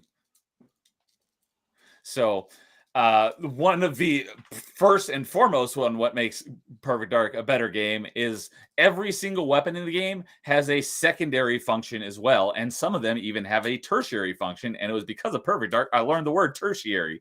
But they ripped off the weapons from GoldenEye 007, so they literally again had to take something that wasn't theirs and they stole it. It was theirs though, just without. It was theirs, but they literally they raped and pillaged their own game for that would be saying that they made it worse. They made it better. It's the same. The RCP 120, that's way better than the RCP 90. But the RCP 90 is a real weapon in real life. The RCP 120 is not. It does matter. This game takes place in the future, so why would all the guns be ones that exist in the 60s? You said that the games, you said this per yourself. You said that the games were actually, I'm sorry, the weapons in Perfect Dark are actually real world versions of said some weapons. Of them. No, that's not what you said. Okay, well, I didn't clarify, but some of them are. They're futuristic versions. It's a futuristic style game. Which is fine. Right. No, I agree. Which is fine. But at the same time, don't misconstrue it because you did say they were real world versions. The RCP 120 is not a thing. No. But some of the guns, like one of the first guns you get in the game is called the CMP 150, which is a futuristic version of I always get the MP7 and MP9 mixed up, but it was one of those two. But most of the guns are you mean the MP5? No, I know the MP5. MP5 is not in the game. Okay. The CMP 150 is looks very much like an MP7 or MP9. I forget which one it is because I always get those two mixed up. Let me pull up here. MP7. And I'm not actually arguing with Neo. Neo's my friend. I'm just giving him a lot of crap. I know. I mean, this is the thing that this is what friends do. Yeah, and again, that's why you do at a comic book shop. Yeah. And again, this is why you don't have to apologize to the show, because again, this is what the show's about. It's just about discussion about what our favorite thing is, and this is why we choose this as our list. And again, we have our reasons why. Like, we can go play both games right now and have a blast. We pick up, we nitpick on like the 0.2% of why this is better than this. This is what we're doing. So the CMP 150 is based on the MP9. I just looked up the MP7 and MP9. It's based on the MP9. But for the most part, most of the other guns are like made up guns, or are like futuristic versions of guns from GoldenEye. At least the ones in the campaign are, but they're better in every way. Like the RCP 120, like I said earlier, is obviously, it doesn't look anything like the RCP 90, but it takes inspiration from it. But it's, in my opinion, it's a cooler looking gun, and it's got the reason why I don't know if that's the reason, but if I remember correctly, in GoldenEye it was the RCP 90 because it had a 90 round magazine. In Perfect Dark, the RCP 120 magazine is 120, so you even have more rounds, which is great because the secondary function, as I mentioned earlier, is cloaking, and it feeds off your ammo. So you need the big, having a bigger magazine is great because then you can stay cloaked longer, and having a cloak is really awesome. And the RCP 90 is actually modeled after the P90, which is actually a real world weapon, 9mm submachine gun. So and it's a fan favorite gun of anyone who's a fan of Stargate, because that's like the main gun they use in Stargate. No, and the show that is SG-1. Yeah, I need to like watch all of SG-1. I got to shoot a P90 when I was in Vegas, and that was a lot of fun. You could shoot that thing forever because it had like zero recoil. The only thing that was weird was that the bullets ejected down, so every time I fired, the casing hit me in the stomach. Yep. It didn't eject sideways, it ejected down. So, but that was a fun gun to shoot. Anyways, so like one of my favorite guns, or I don't remember how far into the game you have to go, but one of my favorite guns was the Super Dragon, because it was a cool looking assault rifle, and it's got 2 magazines. That's because its primary function was like a full auto assault rifle type gun. I don't remember how many rounds were in the magazine. It wasn't huge. It was like 25 or 30. Probably 30. But then the secondary function was a grenade launcher, which was really cool. And that's what the second magazine was for, is for loading your grenades into it. So Perfect Dark has some of the coolest and best and most broken guns in all of video games. As Filter would back me up, the laptop gun was so much fun because its secondary function was a sentry turret. So you just throw it on the wall and it would shoot targets for you. And the reason why it's called a laptop gun is it's made to get through like security. And when it's in laptop mode, it looks like an actual laptop, and you can actually use it as a laptop, but then it folds out into a gun, which is really cool. So that's why it's called the laptop gun. And then one of the coolest guns of all time is in Perfect Dark, called the XR-20 Farsight. It was an alien railgun. And if you've ever seen the movie Eraser with Arnold, there was a railgun gun in that movie, and this was basically the video game equivalent of it, because it could see through walls and shoot through walls, and it was a one-hit kill, and the secondary function, it could track targets for you. So once you got that, you could, as long as you had enough ammo, you could basically stand in one spot and take out all the enemies in the entire level before you proceeded. It was just so overpowered. It was one of the greatest guns ever. That's not actually what a railgun is, though. It like a real railgun, because our technology is not that advanced, because it was an alien gun, so it was basically a miniaturized railgun, because it used magnetics to propel a slug at hyper. I'm just so messing with you, dude. Also, at the same time, that the one with the grenade launcher and the assault rifle, it's called an M4, and it has an M203 on it. So you actually have Yes, I know in real life they have grenade launcher attachments. It doesn't look anything like an M4. It looks like a futuristic made up gun.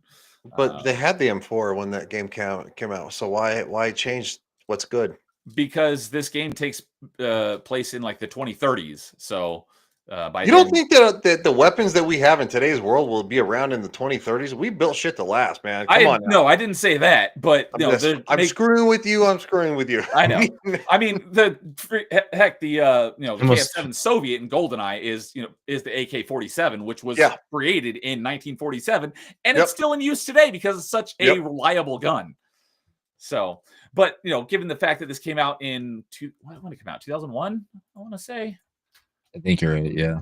Also, I think it was 2030 is only 5 years away, so it's crazy from them thinking that 29 years is in the future. We're there. Yeah. 2000. It came out in 2000. So there are revolvers in the game as well. I don't like them because they shoot too slow, but they are pretty powerful. But I'm given just the fact, say, I had a feeling you were going to do that at some point tonight. But given that the fact that this game, I don't remember exactly what year it is, but I know it's in the 2030s. Let me see. What year did? I mean, I'm just going to say, if you want to take video game accuracy from the 1998 and 2001, which one? Oh, okay. I was wrong. Perfect Dark took place in 2023, so it took place 2 years ago. But this came out in 2000, so that was 23 years in the future, and we're now past that. So I wouldn't have said that. You kind of shot yourself in the dick right now. No, because just like Back to the Future, they only went ahead 30 years. That's and a the technology in that. Do not compare Perfect Dark to Back to the Future. I know. Come on, sorry, man. Perfect Dark is so much better. Oh no. But no, I'm on Ryan's side. When it comes to that one, I'm on Ryan's side. Back to the Future is leaps and bounds. I would rather play Perfect Dark than watch Back to the Future. Not that I don't like Back to the Future, but I'd rather play Perfect Dark. But anyways, the point I was making, what the point I was making is that they went in the future 30 years to 2015, and they had technology that we still don't have, today, and that was 10 years ago. So it's their futuristic version of what will happen in the future. Right. So 25 years in the future, we'll probably have more futuristic guns than we have now. So that's why most of the guns are made up futuristic guns, but sometimes they're based on existing guns. Yeah. So so every gun has a secondary and some have tertiary function. One of the things that was really great about the mines is all the mines had a secondary function that they could detect where mines are, so you don't go running into them. You can see where they are. It'll highlight them for you on your HUD. So that was nice. You're not just blindly getting killed by proximity mines, as I mentioned earlier. You can't do that in GoldenEye. Wait, so they stole the proximity mines too? Oh, I mean, they're you can't steal what's already yours. They can when you're are they the same developers for both games? Yeah. It's the spiritual successor to GoldenEye. No, I know Rare made it, but the same actual physical developers, writers, and all that. Yeah, same team. It's built on the GoldenEye engine. Yeah. That's lame. Come How on, man. Well, great. Majora's Mask was built on the Ocarina of Time engine. That doesn't make Majora's Mask lame. Pretty much GoldenEye and Perfect Dark is the same thing as like the people that have Ocarina of Time and Majora's Mask discussion. Which one's better? Yeah. Ocarina of Time? I don't like Majora's Mask. Yeah, and that's Ocarina of Time is my favorite too, but they're still both great games. Mm-hmm. But to each their own. Like his favorite is Majora's Mask. Mm-hmm. So but yes, they have the time, the proximity, and the remote mines just like GoldenEye does, but they have the secondary function of they highlight mines and stuff in the environment so you can see where they are and avoid them. So it actually makes it a little more fair when you're playing with proximity mines. It's not meant to be fair. They're mines. You step on mines. In World War I, World War II, Vietnam, the Korean War, you step on mines. In Afghanistan, you step on mines. IEDs, like boom. You step on something, you boom. Like, come on, man. Let's not do this. This is horrible. This is crap. Like, you're like going, oh, it's. I mean, they have secondary weapons. Like going, great. It's called my sidearm. I have a sidearm. It's called an M9 pistol. I don't think Neo meant fair, meaning like you have a tool that can in multiplayer. It's you have a tool that can look for something. And speaking of Tool, I kind of sound like a Tool for a second. So I'm just like, You know. No, the you're good. more You're not I wrong. need to play this game because the more I hear about it, I'm like, oh, more critical than I should be. Oh my I god! think I If you really, play really, Perfect Dark, I know you wouldn't out of pride, but he might see you and be like, "Neo's right," but I can't ever admit it. you know, Canadian, you're Honestly, barely old enough to drink. Go sit down. honestly, I don't. I think Ryan will still like GoldenEye better than Perfect Dark, but I think he will understand. It's like, oh wait, they are the same but different. Yeah. So the other biggest point on why GoldenEye is better is it takes the multiplayer and gives you like a million more customization options, and You you mean also have Perfect Dark? bots. Did I say GoldenEye? You did. Yes. Why Perfect Dark's multiplayer is better than GoldenEye? You know what a Freudian slip is, right? Yes, that was a Freudian slip. Perfect Dark's Which means that's multiplayer what is you better. feel in your soul. Ryan likes fights with sticks and stones. Yep. He's always, whenever we get on the topic of GoldenEye Perfect Dark, we're always egging each other on. Yeah, Neo and I just go back and forth. We called this like what, a week ago? We were gonna fight. So it takes the multiplayer aspect and adds a crap load more customization options, and you have bots, and you have a ton of different type of bots. So not only can you play with 4 people, you can play with up to 8 bots as well. So you can actually have 12 characters running around in any map, and there's tons of different types of bots as well. They all have different personalities. And you can play free for all. You can do teams, and you can do like 6 with 12 characters. You could do like 6 teams of 2 if you wanted to. Or I like that. I really do. Teams of 3 or 6v6. There's so many more options. And like I said, there's a bunch of different sims. Like there's the turtle sim who runs really slow, but he has tons of health, so he's really hard to kill. There's like the speed sim, which has like no shields, so you can kill him in like 1 or 2 shots, but he's hard to hit because he's so fast. There's the revenge sim who always goes after whoever killed them last, even if the person that killed him is on their own team. They will still team kill if you killed him. All these different types of sims were great, and you could mix and match them any way you wanted to. And it had a couple of the GoldenEye levels, the best GoldenEye multiplayer levels, as you mentioned. It had Facility and Complex. Those were, in my opinion, the best GoldenEye levels, and those were in there. It also has Temple, but Temple was like my least favorite of those 3. And it had a lot of great multiplayer levels in Perfect Dark as well. I think probably one of my favorite ones that was from Perfect Dark that wasn't in GoldenEye was probably Area 52. That one was a really cool level. But yeah, had an excellent multiplayer suite. I do have a question though. Oh, and there were vehicles. There were hover bikes that you could use, not multiplayer, only on certain levels, but the hover bikes were really cool too. What was your question?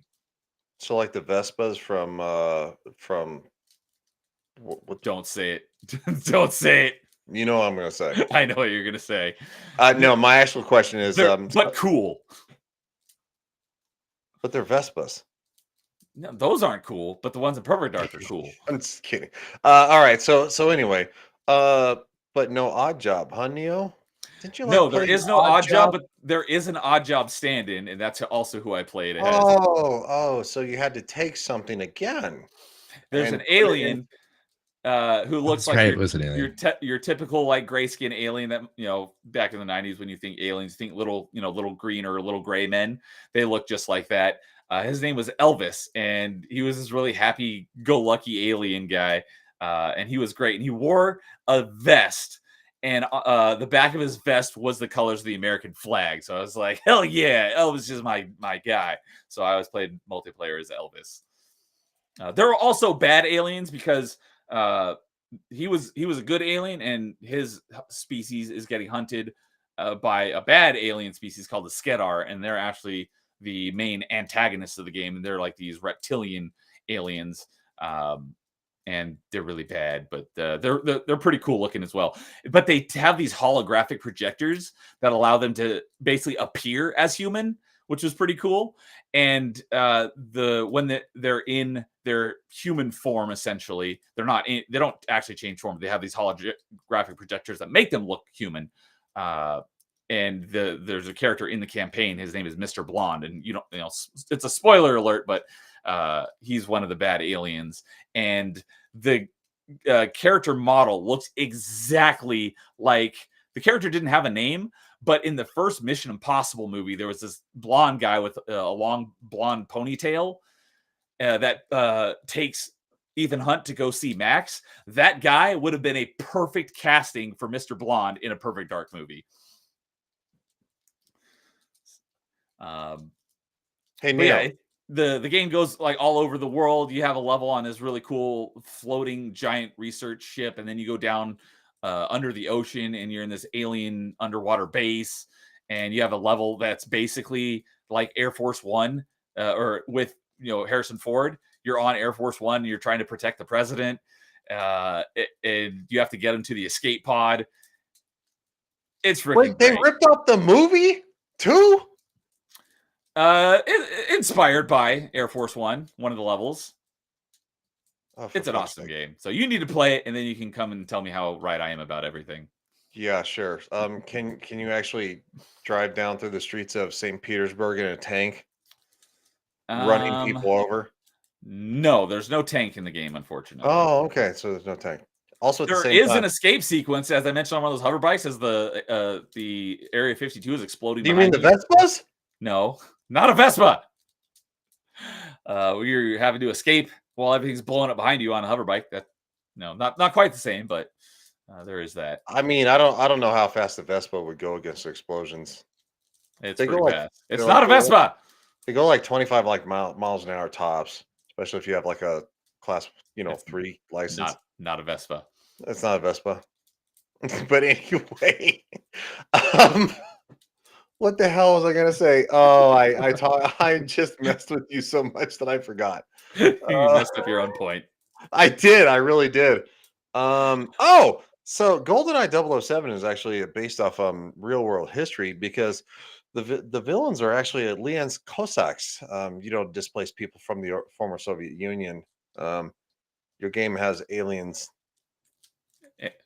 Real aliens, not illegal aliens.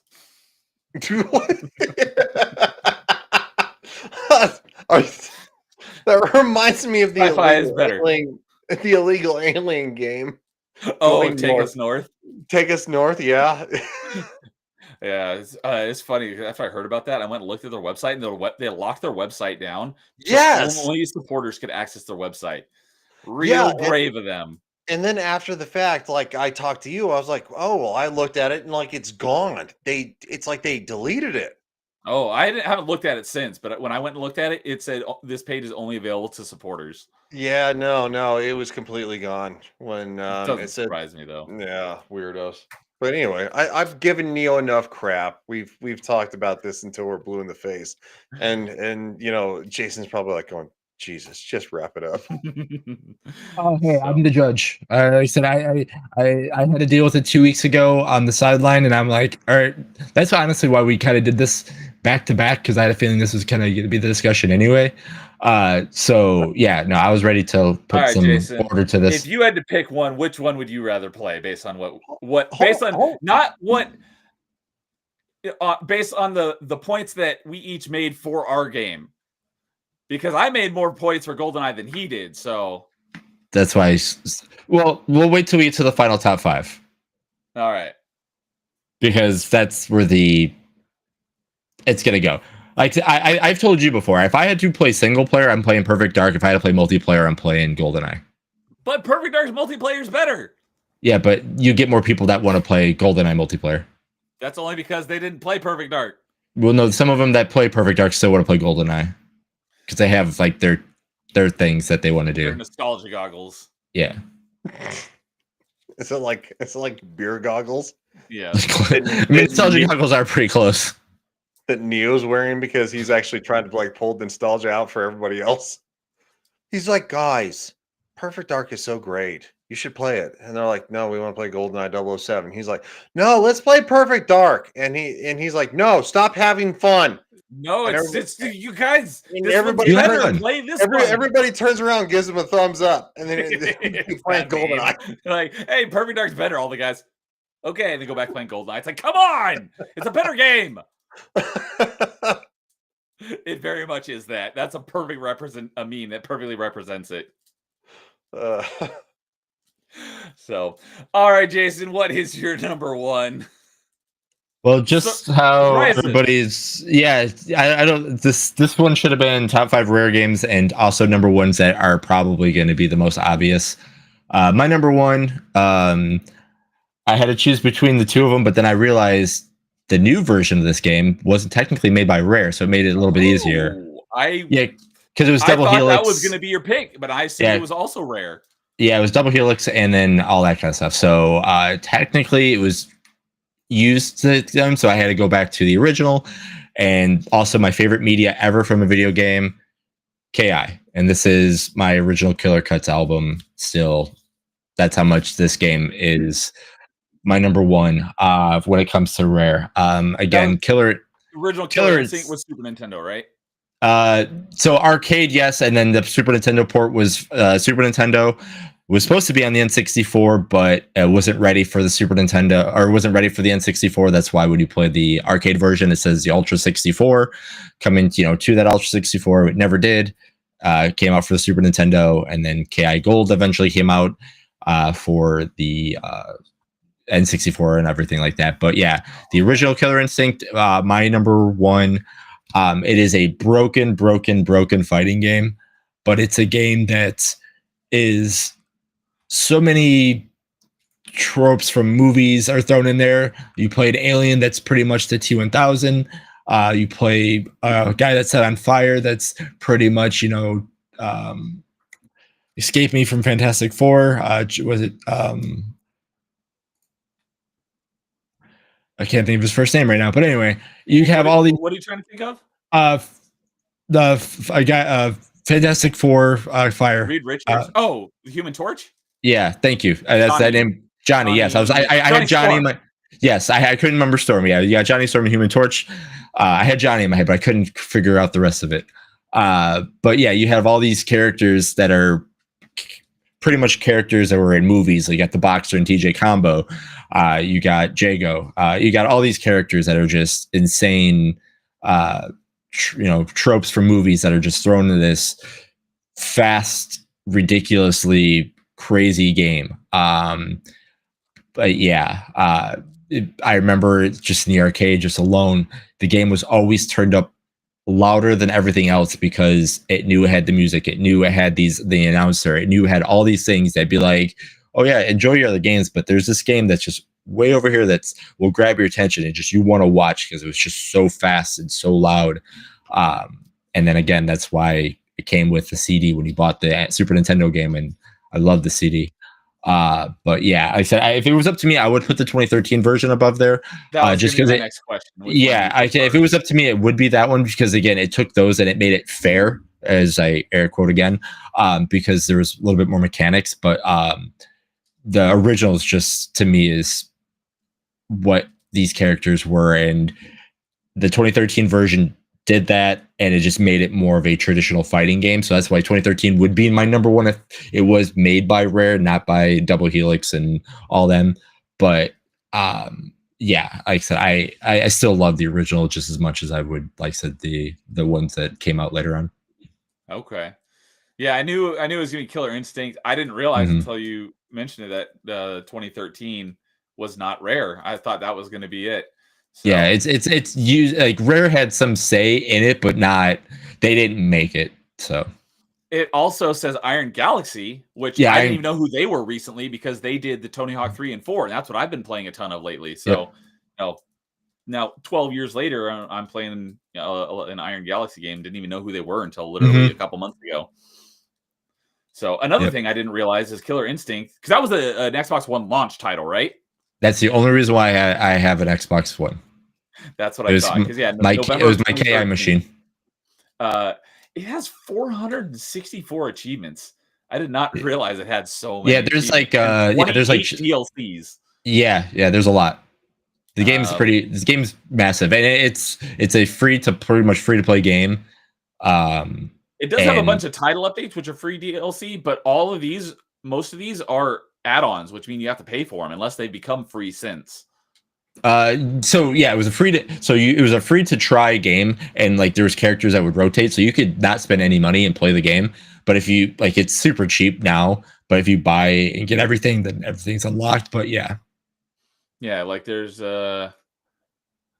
Basically a couple DLC for. I'm assuming these are all different characters that were added. Is Fulgore a character? Fulgore is probably the most popular character. Okay, so all these characters they added got their own achievement sets, and they're all paid DLCs. So because you can what they were gonna do at the beginning is you could buy each character separately if you wanted to. Don't do that. You just say Fulgore is free to play this month or this week. You can get everything done that way. And you don't have to worry about paying to get characters. Oh, I didn't notice. Yeah, the game is a free to play game because you can get it for free, and then so this characters rotate, so you can get all the achievements when that character is playable for free without actually. If you didn't want to buy the game, Gotcha. Okay, that makes sense.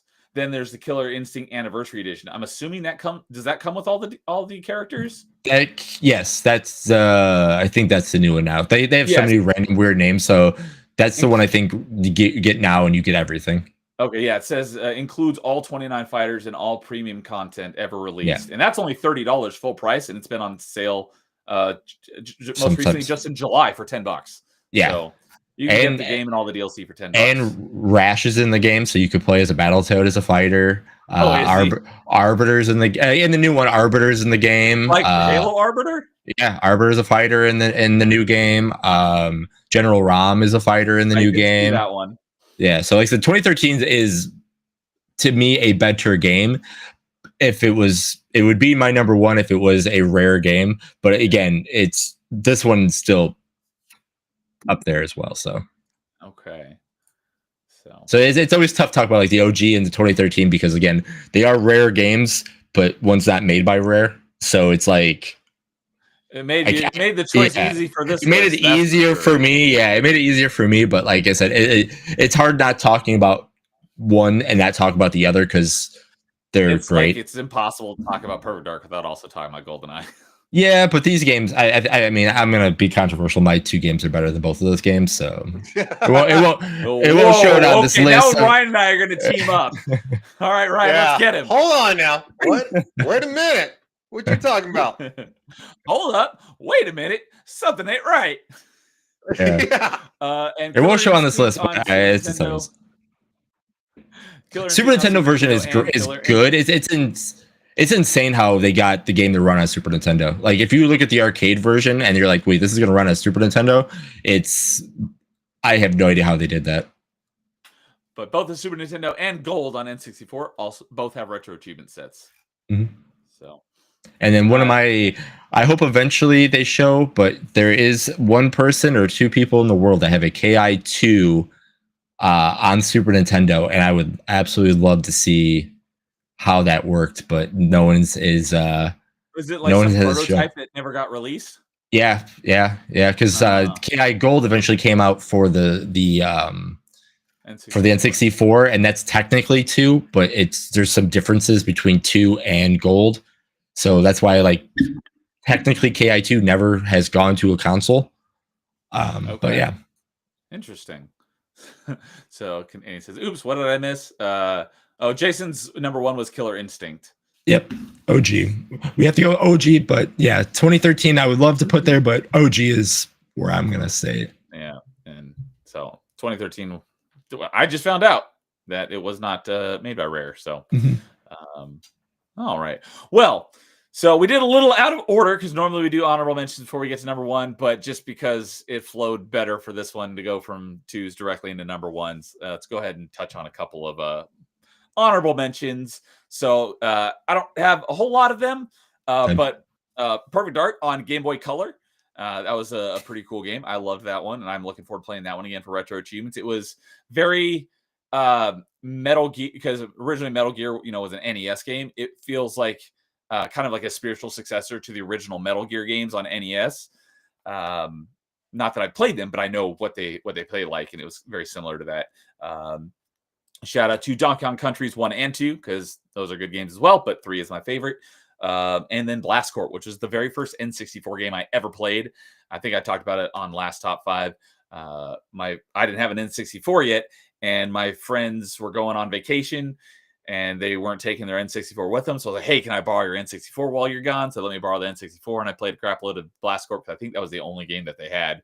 And I played on this N64 that the joystick didn't have the little mushroom top. It was broken off, so I just had to play with just the joystick, just the little stem of the joystick. So if I had stuck with a controller like that, I'd probably have Jason's mark on his hand. I'd probably have that on my thumb because it was painful to play, but I was stuck through it because I was like, I want to play this. And then I touched on it a little bit, but I haven't played through it in its entirety. And I'm looking forward to playing it both on Xbox and the retro achievements for the Banjo-Kazooie games. So I've liked what little bit I played it. I just haven't played through it in its entirety. So shout out to the Banjo games. So, Canadian says Star Fox Adventure doesn't deserve to be mentioned. That game is objectively terrible. That's the first time. Well, other than when I mentioned Tricky when we were talking about Diddy Kong Racing, Star Fox Adventure has not gotten mentioned tonight. So, what about you, Ryan? Do you have any honorable mentions? So my honorable mention is Star Fox Adventures. No, I'm kidding. I don't think. Did you play that game? No, I never actually played that game. But my honorable mention actually is one that is more modern. It is actually Sea of Thieves. Okay, I have played that.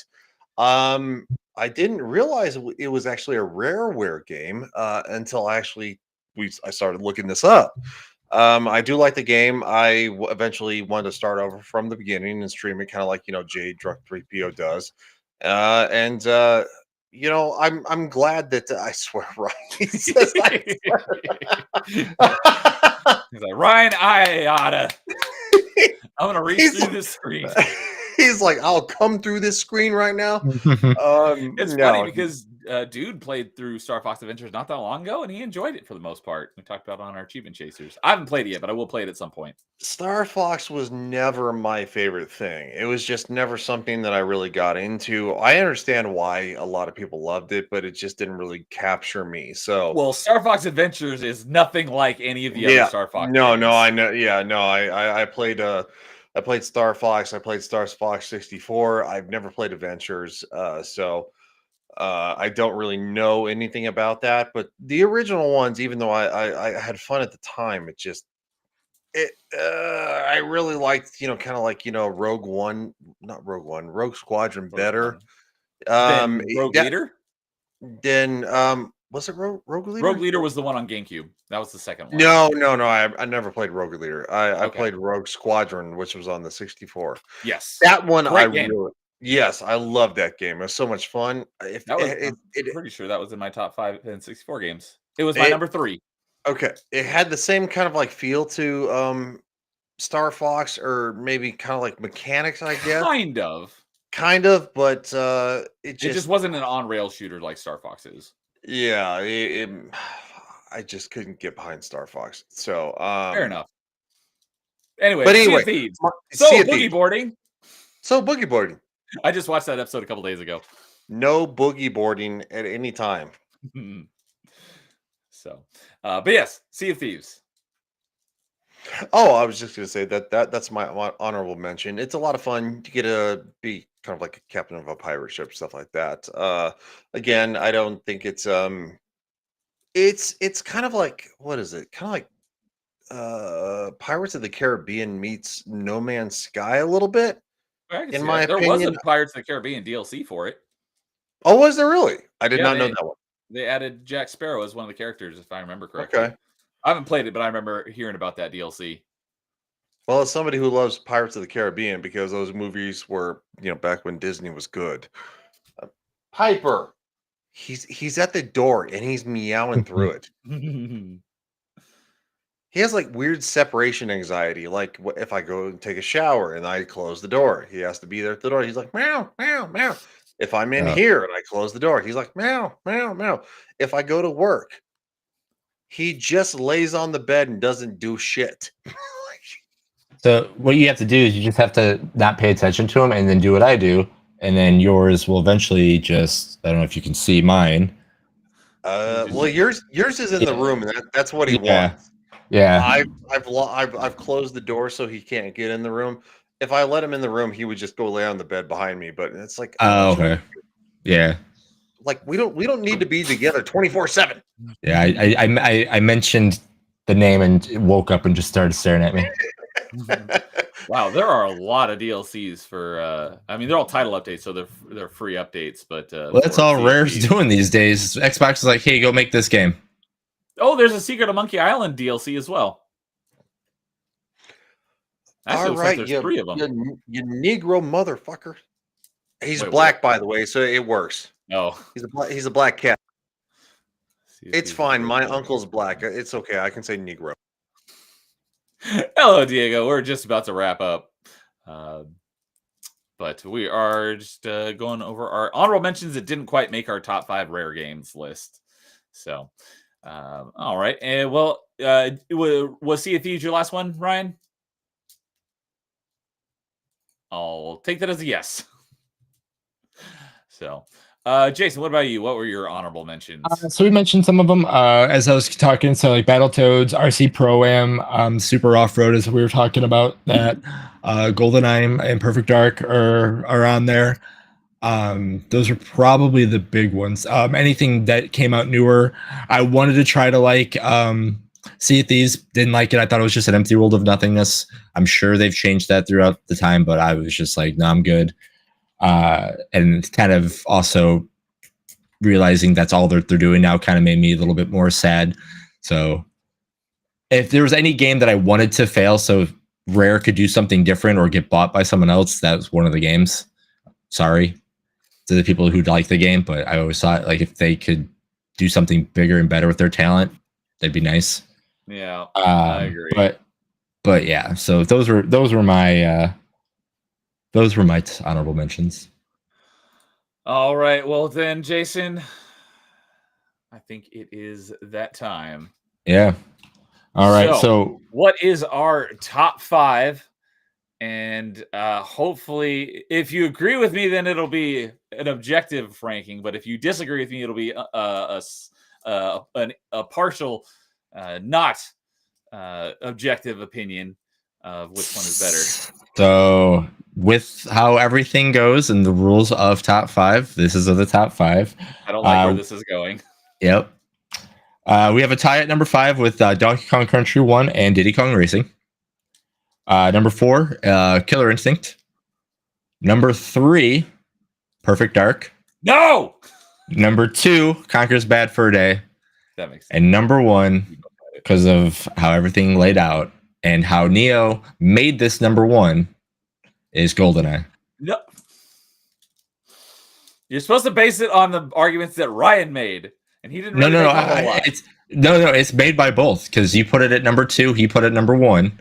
You gave a lot of good arguments on it, and Ryan just had to piggyback off of you. So, unfortunately, that puts it as number 1 because of, unfortunately, you put it there. Damn you and your logic. Since, yeah, GoldenEye was on both of our lists, but Perfect Dark was not on anyone's list but mine. But that's because Ryan hasn't played it yet. Even if he put it at like number 4 or number 3, it's still GoldenEye would be number 1.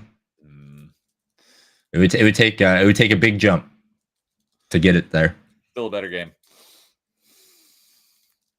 Well, according to you and top 5 with us here, it is now number 1. So the people who voted last week that had it number 1, you were right. Perfect Dark's still better. Just because more people played GoldenEye doesn't make a better game. I will die on that hill. Okay, not everyone wins. So, all right. Well, I can't say I'm surprised, but either way, I love arguing about GoldenEye and Perfect Dark. It's always fun. So, well, Ryan, thanks for coming on for another top 5. Always fun to argue with you. So, what do you got going on that you want to shout out? Are you there? I don't think he's there. I think his cat got him. Ryan, did your cat kill you? Is he eating you alive or eating you as we speak? Yep. Fine.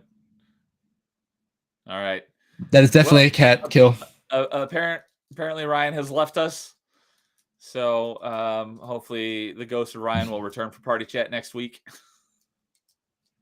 Well, now that Ryan's not technically here, Perfect Dark wins, I guess, right? Yes! Technicality. I'll take it. Say Neo just cut him from the stream. That's what really happened now. No, because if I did, his That's true. I know. I could bring him back. You know, I got producer powers. Yeah, exactly. All right. Well, apparently we lost Ryan. So, well, while we stall for time and see if he comes back, Jason, you got anything you Sorry, want- Cat. Oh, there he is. There it is. Cat Cat attack. got us some. So apparently I won, right? Yes, you won. Well, no, you didn't win. GoldenEye won. That means I won. Come on, man. Don't be that guy. I am that guy. I already said it multiple times. I am that guy. Ryan, on, just- what you I'm did. Oddjob and Elvis. What you did is you made top 5 officially's Rareware's #1 game, GoldenEye. So yes, you helped that happen. I could have not put GoldenEye on my list just to spite Yeah, Ryan, and then it wouldn't be #1. Well, that's not fair. I mean, you've played Golden. I've never played Perfect Dark. That's stacking the deck. Don't play Perfect I mean, Dark already, dang it. Well, okay. Well, I got the thing, and dude. Well, yeah, I got to figure out. No, who the hell? Sorry, my brain is all over the place. It's been a long I can week. help you figure it out. Yeah. Okay. As I Send me mentioned nearly every stream. Okay, I got the retro achievements thing, right? That's where you.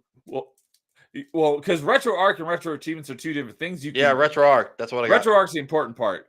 Since I asked you if you care about achievements, you said no, so you don't need the Retro Achievement part. So find the ROM, send it to me, and explain to me how to.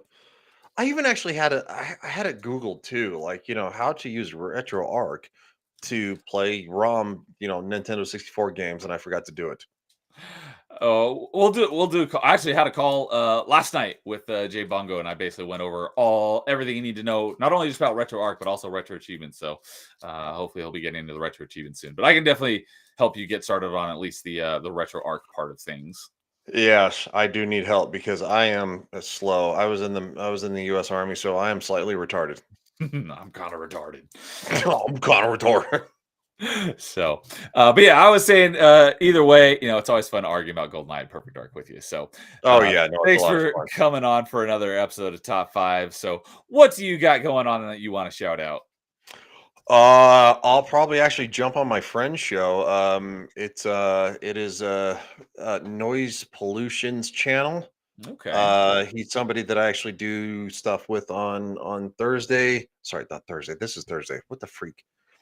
Well, I do stuff with him on Thursday. You're used to this being on Tuesday, so yeah, no, I am. 5 or party chat. So,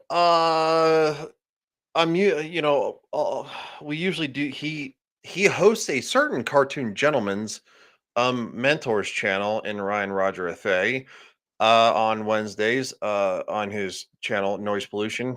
Anyway, he does a stream on Thursday nights where we just kind of like bullshit. It's called Noise Bringers or something like that. And then anyway, tomorrow is Friday, so I might be on Dash Attack's channel where we do the Old White Road, another Ryan Roger FA channel, offshoot the network, because Ryan Roger kind of got taken down, so he's helping other YouTubers kind of like get together, bring groups together, stuff like that. Because again, censorship is everybody's favorite thing on YouTube apparently, and Twitter recently, because if you have the wrong opinions, you're a bad person. But anyway, going forward, I'm going to try to either play Call of Duty with Icy tomorrow, or do maybe do some Ace Combat 7. I've had a lot going on. My stream on Tuesday night was not great. I kind of got really irritated because just real world stuff with my dad and stuff like that. Found out I'm a lot of new responsibilities, taking care of a house that I grew up in, and it's so anyway. Yeah, I'm trying to just have fun, and tonight was a lot of fun, giving Neo a lot of crap and him and I going back and forth. So I want to play Perfect Dark. I think it sounds like an incredible game. It's not GoldenEye because it didn't win, but I'm just giving him shit. But no, I'm kidding. Yeah, no, it's been a lot of fun hanging out with you guys. Jason, always a pleasure to see you again. It's been a long time since I've been on stream with you. So yeah. Oh yeah, because Jason wasn't on here last time. I was like, it was just 2 weeks ago. Nope, No, I was in the chat. I was in the chat helping out, but yeah, I wasn't here You weren't on that unfortunately. one. I forgot think about the top 5 before that, it had been like a couple of months that I've been on. Yeah, Before it's, the I last could one. go look through the. yeah, I have to look too. Yeah, because yeah, I know that you- was I yeah, think because you we still have said- to do that Mortal Kombat movie discussion. Wait, which one? Oh, you guys you were gonna have The- a stream where you talk about Mortal Kombat, the movie. The movie, yep. Well, yeah, there's The original one. Yeah, there's only one Mortal Kombat movie. So, Mhm. yes, Yeah, Mortal- that was Mortal the Kombat top 5. I don't know how you do that, but sure. Well, he's just talking about just you two doing a stream talking about the Mortal Kombat movie. Yeah, and then we have to do the wrestling game one too because you were talking about wrestling games too. Yep. I have that on No here as top Mercy, 5 wrestling games. WWF WrestleMania 2000. Okay, hold on, yeah, hold on. We'll there's eventually a do lot. it. Yeah. Hold, No spoilers. yeah, we'll get there. don't give the chat doesn't need to know yet. I'm just naming games. No, I know you are. I know you are. But yeah, that last episode of Top 5 is the only one that Jason was not on because I've missed a few, but that was the first one where he had to miss, unfortunately. So. I missed the whatchamacallit. Yeah, I missed game whatchamacallit games. License games. That's Oh, you did? right. Yeah. I was sick. I was I think I was in the hospital that week. I forgot. I thought you were on that one. That was like what, 2 months ago? Yeah, it's a while ago, yeah. It was episode 33, whenever episode 33 was. We're on 36. So it was only 3 episodes ago.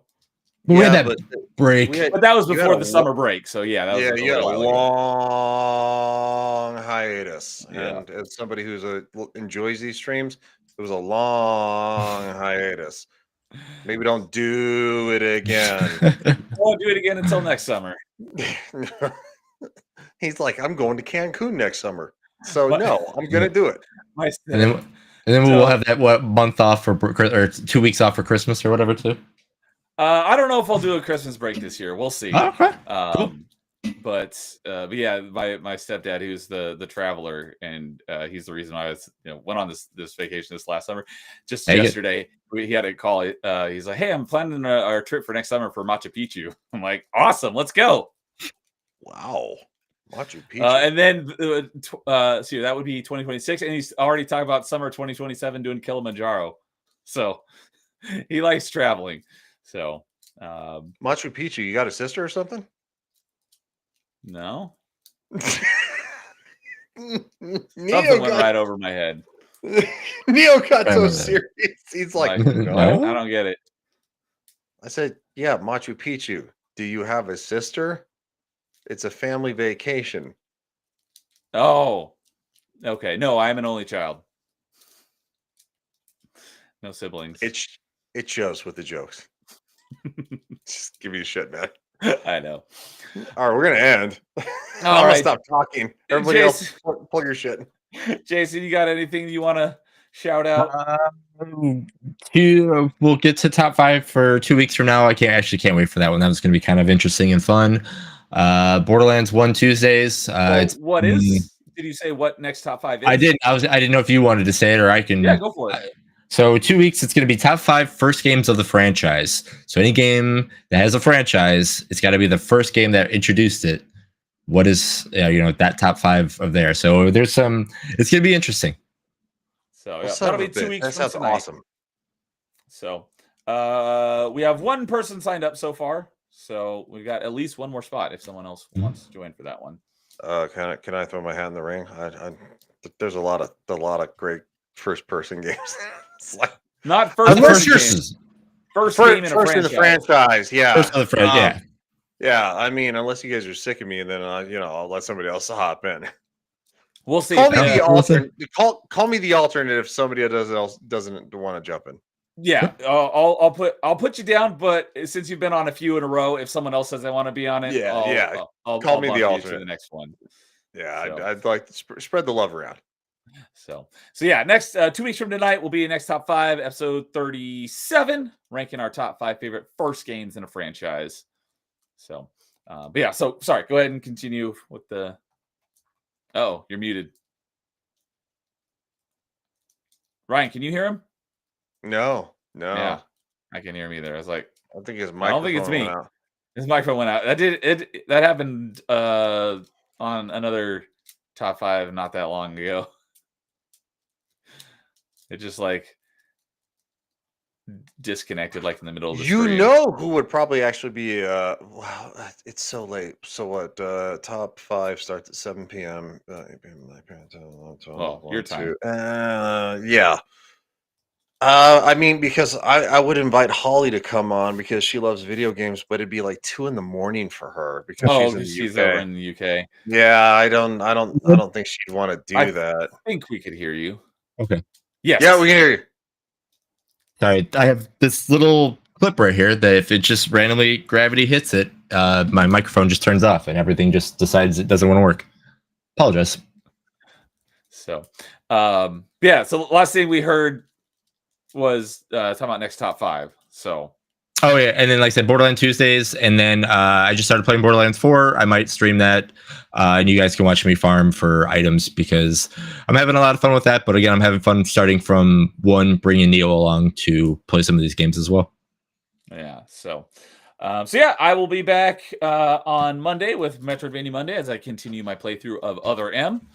And then Jason, I'll be doing some more Borderlands 1 on Tuesday. Oh, speaking of Borderlands, so I was researching it today because for some reason you have 3 extra slots than I do. So I thought maybe I was trying to figure out how did I miss one because we've done 4 Claptrap rescue missions and every one gives you a backpack upgrade. Right. Except for the first one. The first one only gives you XP. So I have all 3 that we're supposed to have at this point. Somehow you have an extra one. I didn't miss one. Somehow you got an extra. So I discovered that today while I was doing some homework. Because I was going to go and I was doing some research. And I was going to go and do whatever I missed to get that one. So we were on the same point today.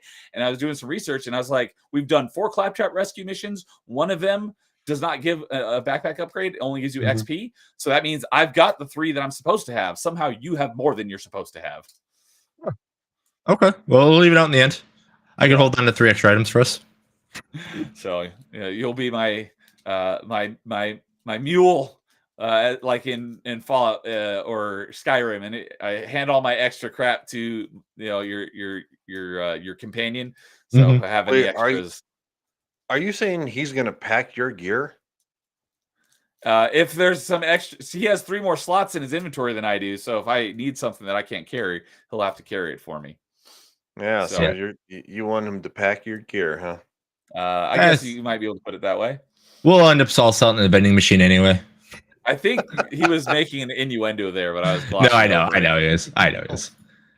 So, and then we'll have the next episode of Party Chat next Tuesday night. Yep. And we're going to talk about station wagons and how they relate to modern man. No. And then next Thursday I will be over on Nerdporial's channel for a Thursday night Chillporial, talking about a Metroidvania that I've had in my backlog that I was going to play at some point. He's like, "Hey, have you played this game?" I'm like, "I haven't played it yet." He's like, "Hey, why don't you come on my show and talk about it?" I'm like, "Well, as long as you give me enough time, I'll play it, and then I'll come on." So I beat it this last weekend, I think. So I'll be going on his channel. We're going to be talking about Time Spinner. So yeah. So that will be it for tonight's top 5. Ryan, thanks as always for coming on and arguing with me about GoldenEye Perfect Dark. Yeah, it's always as a pleasure. usual. And Jason, and no hard feelings for of course. It's always in good fun. Yeah, it is. It really is. And Jason, good to have you back on top 5. It's good to be back with you, man. It's been a hot minute. You. So yeah, thank you for coming on. And everyone in chat, thanks for hanging out with us as we talk about our favorite Rareware games. We will hope you all have a great evening for what's left of it, and we will see you all later. And as always, in the meantime, game on. GoldenEye.